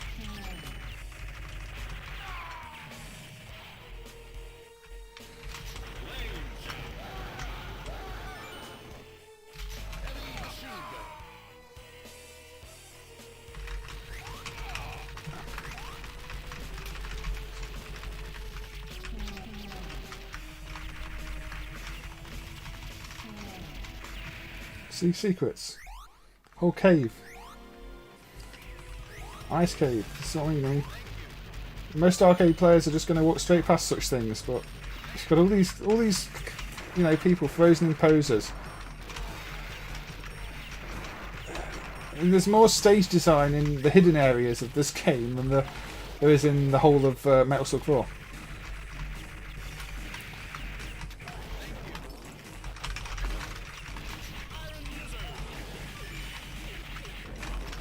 Although, yeah, I'm turned into him.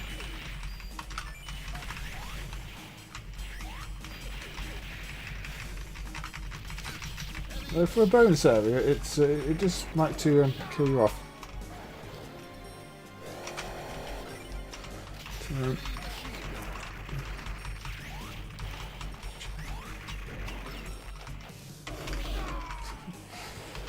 You can see this where the snowman and 4 came from. Yes, I know grenade spamming is a bit cheap.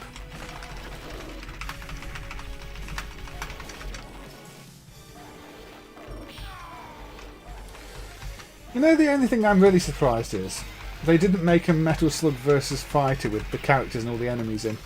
You would have thought SNK being SNK, that it would be guaranteed to have, you know, a Metal Slug fighter with ammo and all the, you know, tanks and all the ammo and the characters and special moves where you're calling in giant slugs. And evening, Sente.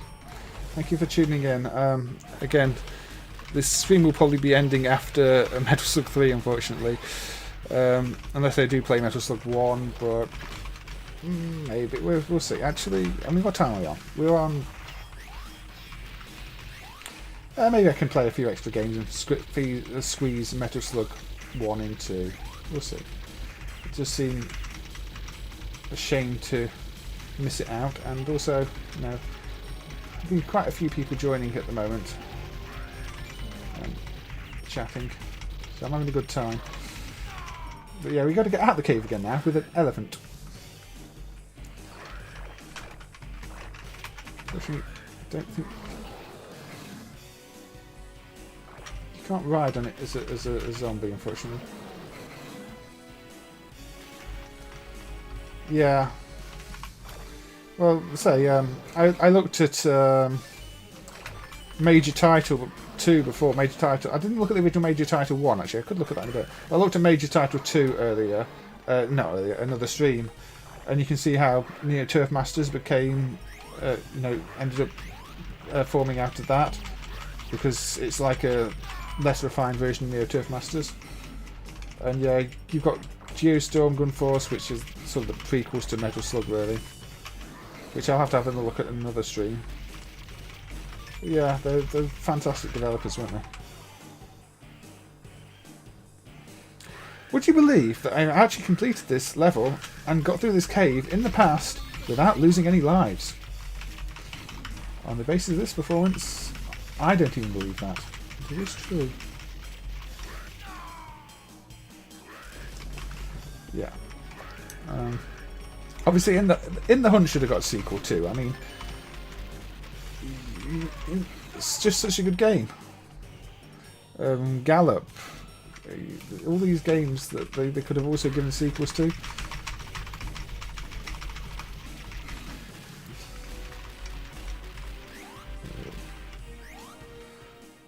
There we go. You're out the cave, and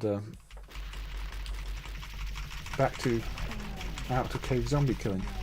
Now, it's even logical that once you'd gone in the cave and gone to the end of the cave was filled with zombies because you left the door open, and that's sort of the consistency you get. Whereas in Metal Slug 4, you're going from one area to another with seemingly no reason for them to be connected.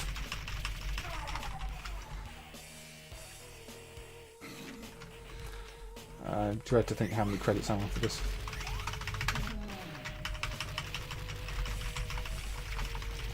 I do want to get to this boss.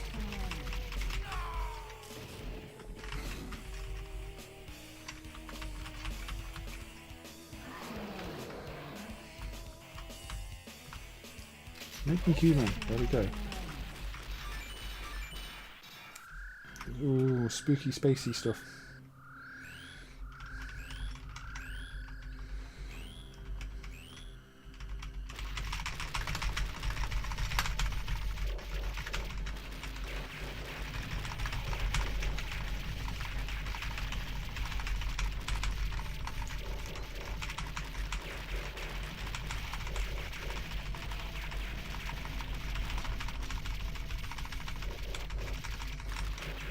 Such rogue one out.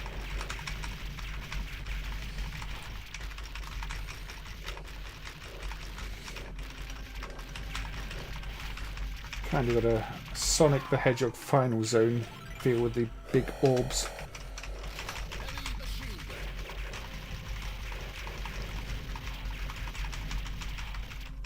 But yeah, I think people are aware of the Metal Slug games. So if you're looking for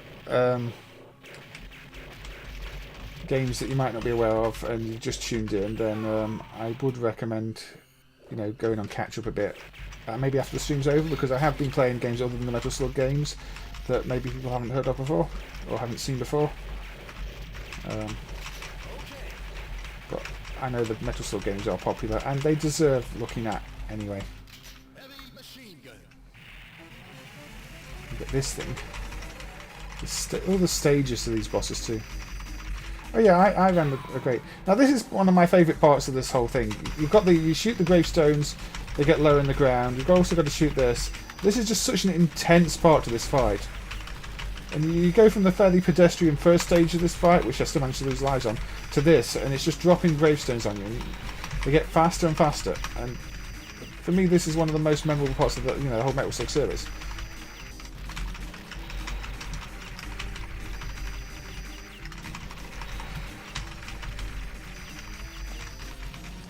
Yeah, maybe I need to do an IRM special at some point.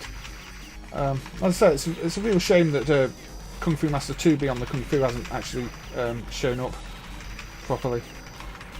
Because I think that'd be an interesting one to see too. You know, what was going to happen as a sequel to one of their most popular games.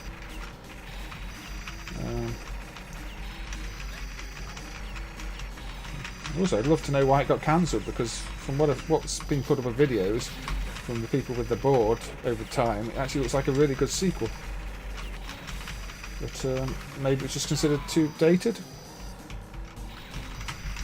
But I'm still kind of hoping that doesn't end up being a lost game, but we'll see how things go over the years.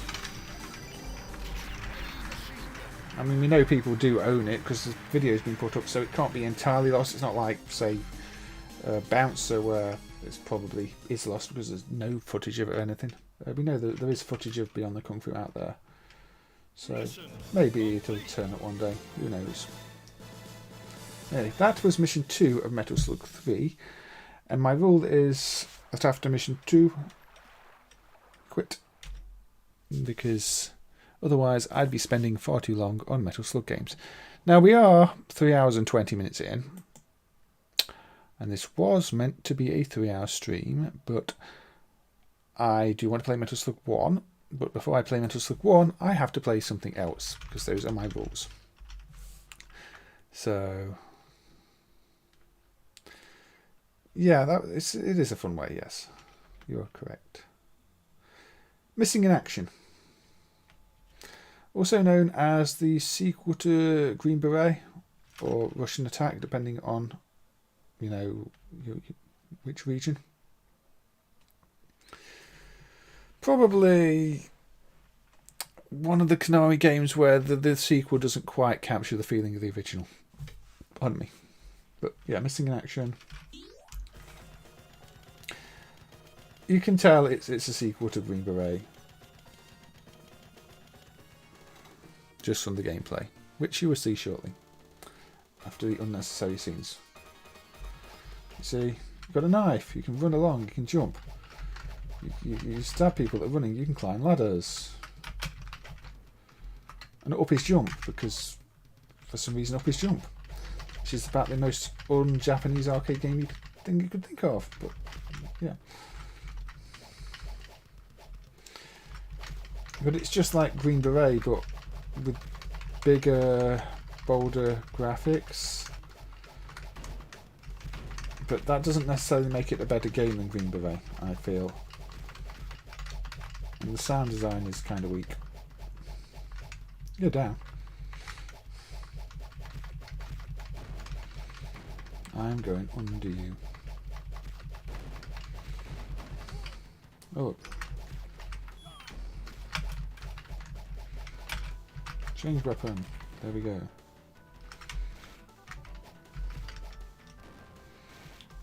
Whoop.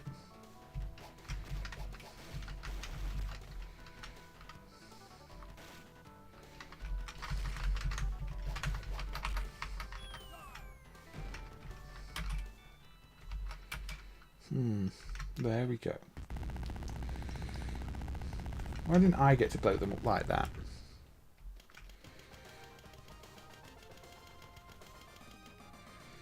I just completed a level without losing a life. That didn't happen in Metal Slug. This game's fantastic. It's far better. But yeah, they really just almost stuck to the formula they had. But kind of made it... I I don't know. To me, it doesn't really look great.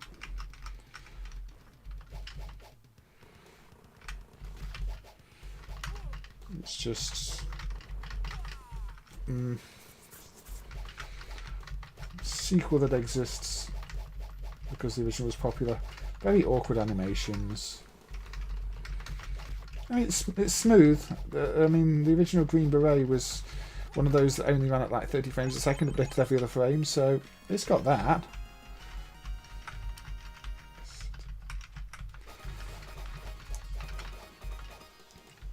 So I'm just playing this for a little bit, and then we will look at Metal Slug 1, and then I will be calling it a night, and probably moving over to some of the streams, because it'll probably be getting on for 9 o'clock then, and that is when a lot of other people start. Oh, yeah, I kind of forget, don't run straight into, blades. They hurt. I think I need some top tips. If you can hide down there, why can't I go down there? That's not fair, is it? It doesn't really look like a manhole. It looks more like a clamshell. Oh, yeah. Can I take off? Can I go flight? No. I can't go on a journey. Can't jump up to that ladder, apparently. I could probably jump up this and then jump up there. And jump up there, yeah, there we go. But, does anybody prefer this over the Green Beret? Got a nice flamethrower, you see. You don't get many shots, though. That's sort of... I think that's one of the things that feels a little bit disappointing. You get so few shots from any of the extra weapons as well. You want to use those weapons, and as soon as you've used them, gone, that's cool. Is that no, not having that anymore. What we got down here? We have just one that's sort of a bit quicker firing. What we got down here? Some barrels. Oh. Some barrels and disappointment. Don't walk on the pies. They're obviously mines, but I'm going to call them pies. What's down here? Oh, rocket launcher. And it's all used up. What's down here? Another flamethrower.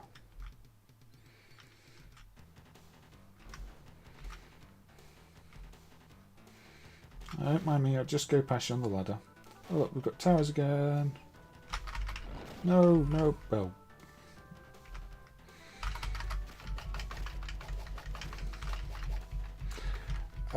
The NES port's actually really good. I think it's one of those where the home games were more popular than the arcade, at least in terms of reviews. I don't remember ever seeing the arcade version, and the arcade version is a little rough around the edges. The NES port of it is, it's really good. I enjoyed it. When I was testing the plug and play emulation of the Konami Arcade Advance, which is one of the few decent ones Majesco put out, even though it's a down port of a Game Boy Advance thing.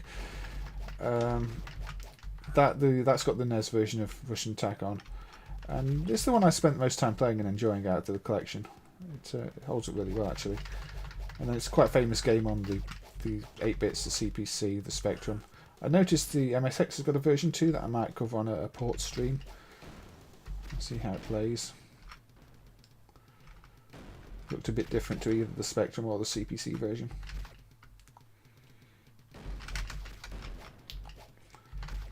But, yeah, let's just play through. Ooh, was I not meant to kill that person? Did I lose points? I don't know. Oh, okay. They apparently I meant to kill them. They just didn't. They sounded like they were punishing me for killing them. The death sounds like no.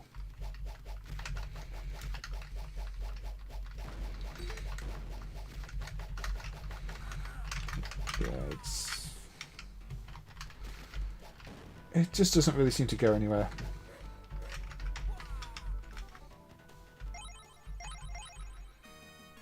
Anyway, yeah, well, that's missing in action. One I might revisit on another stream, but Really, it was just a filler game so that I could space out the Metal Slug games. Because I will end with Metal Slug 1. Let's turn that stuff on.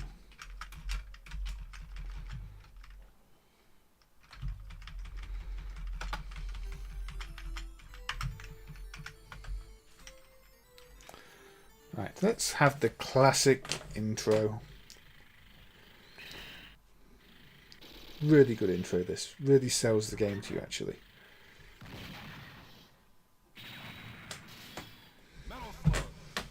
Yep, just Metal Slug. The classic Metal... Oh, I've got to do the controls on there.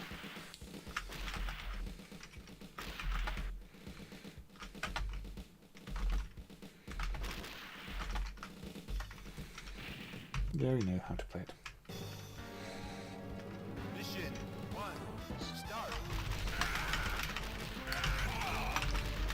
And already you're seeing the attention to detail, the birds flying in the background, you know, things going about their daily lives, you know, that pig there, and the game is sold to you as soon as you coin it up and start playing it. Instantly, you know, you get to see another weapon. The reflection on the ground there, little details in the puddle.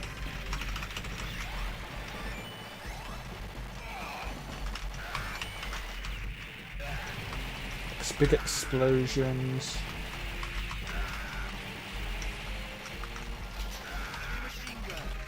And then you get your first, you know, first Metal Slug here.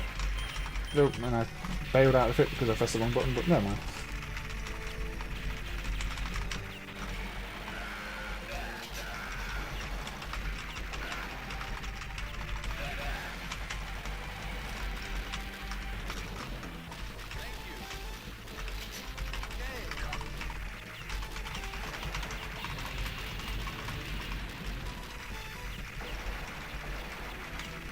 Russian Attack is just a really hard game, so you know I don't think I can say I blame you for not being good at it. It's a game where you have to react very quickly to what's going on, unless you know you're playing the CPC version and getting 3 people on the screen and just running along and nothing else spawns. But the other versions tended not to be that kind.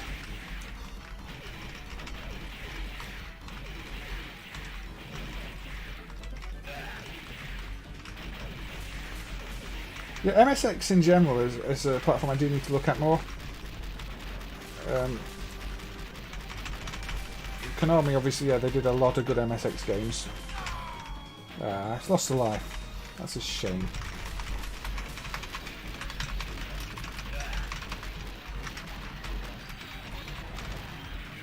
So close to not losing the life on this level.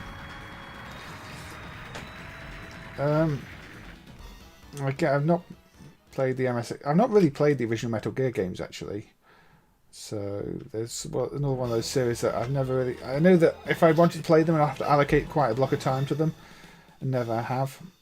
But yeah, Contra, Life Force, Castlevania, Blades of Steel. I mean, I put Blades of Steel on this stream, didn't I, when you mentioned it? And yeah, so they're just quality games. Konami were really good at putting out quality games. Secrets. Destroy the clock. Anyway, let's not play with the clock.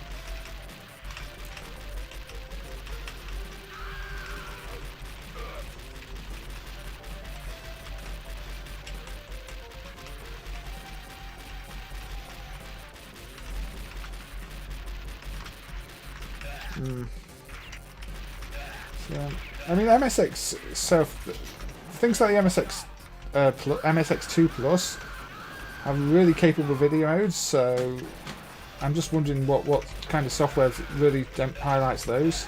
Probably doesn't run too well in MAME, but you know, they've got these high colour modes, and so I think they've even got like 24-bit screen modes, haven't they? Some of the later MSX ones. It's a curious piece of hardware that I've never spent enough time studying.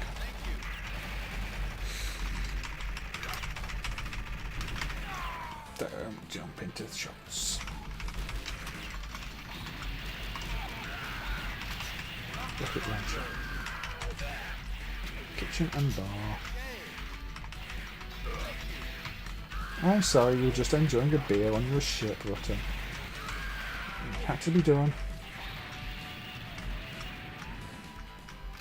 Heavy machine gun. Right.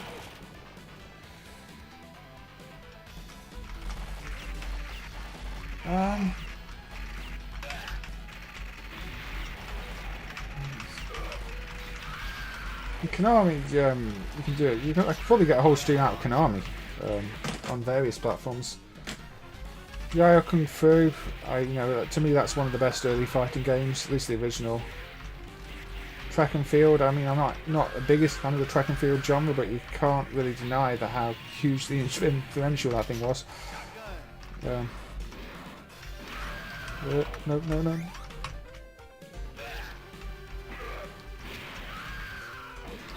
And that Mr. Goemon game I played the other day, that's really good. That was a Konami. And Mr. Kicker, Shadowlands Road. Just lots of 80s games that were really, really addictive.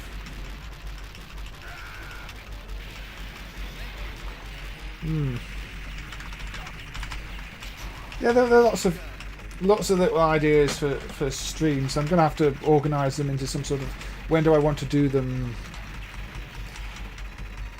list. At the moment, I'm doing these M games. But maybe for some of the Twitch streams, I can look at things like that. I don't know. I'll work these things out at some point in time. Konami had some odd games too.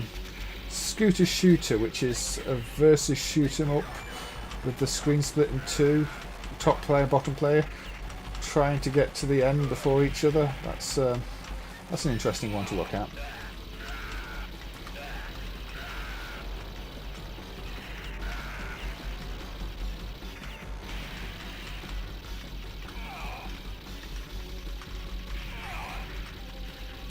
Yeah, Shadowlands Road is really addictive. I would agree there. You fire that one up and you can sit there and you think you've spent about 10 minutes playing it. And it's actually been a few hours. So. It's one of those that's in a lot of those bootleg cabinets as well. Those 16:1 ones that are everywhere, and it's usually one of the games you see people playing on there.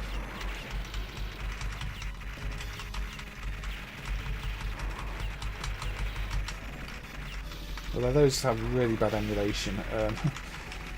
Don't play Gyrus on them, it will destroy the game forever. The sound is just so atrocious. Although Gyrus, that's another good one. Yeah.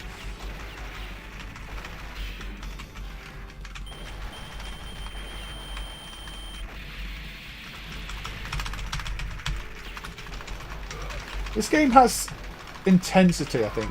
I mean, that's the thing with Metal Slug 1 is it's not overly difficult. I mean, I'm not playing it well, but it's got an intensity that some of the others didn't have, which is why it's still, you can come back and play it. It's not worse than the sequels or anything, because it's got elements like that. Yeah, Gyrus on the NES is a really good, but that's another one that's on that Arcade Advance unit actually, which again is why it's probably one of the only good units MSI put out, Majestica as they were at the time. Anyway, that is your 2 missions of Metal Slug, and we are now on 3.5 hours, and I am going to have to end the stream there. Even if I want to continue playing, I've got to prepare and have something to eat and settle down for watching some streams later of my own. Thank you, Gangrel. I will have a look at those on Discord. Yeah, so yeah, I should be able to see them on there. It'll be on muted mode at the moment because I'm streaming, and Discord is actually nice and friendly like that. It knows when you're streaming and mutes the sounds, so that's handy. I'll have a look. Thank you, Sante, for joining. Thank you for everybody, and Manshovel, and everybody who has been chatting, and everybody who's been watching. I know there's been quite a lot of you tonight, and that always makes me, I always feel well. Oh, thank you, Manshovel, for the $5 as well, and I will see you on the AM stream later, I think. But it's been good having a chat, and I really appreciate things like when other streamers are mentioned, say Gangrel, posting things in Discord, and I'll check those out in a bit because it's a discovery journey for me. I mean, a lot of MAME is a discovery journey for me, finding new things, sharing new things. Thank you as well, Christian. It's good to have you here as well. And yeah, so with that, I am now going to press the stop streaming button. So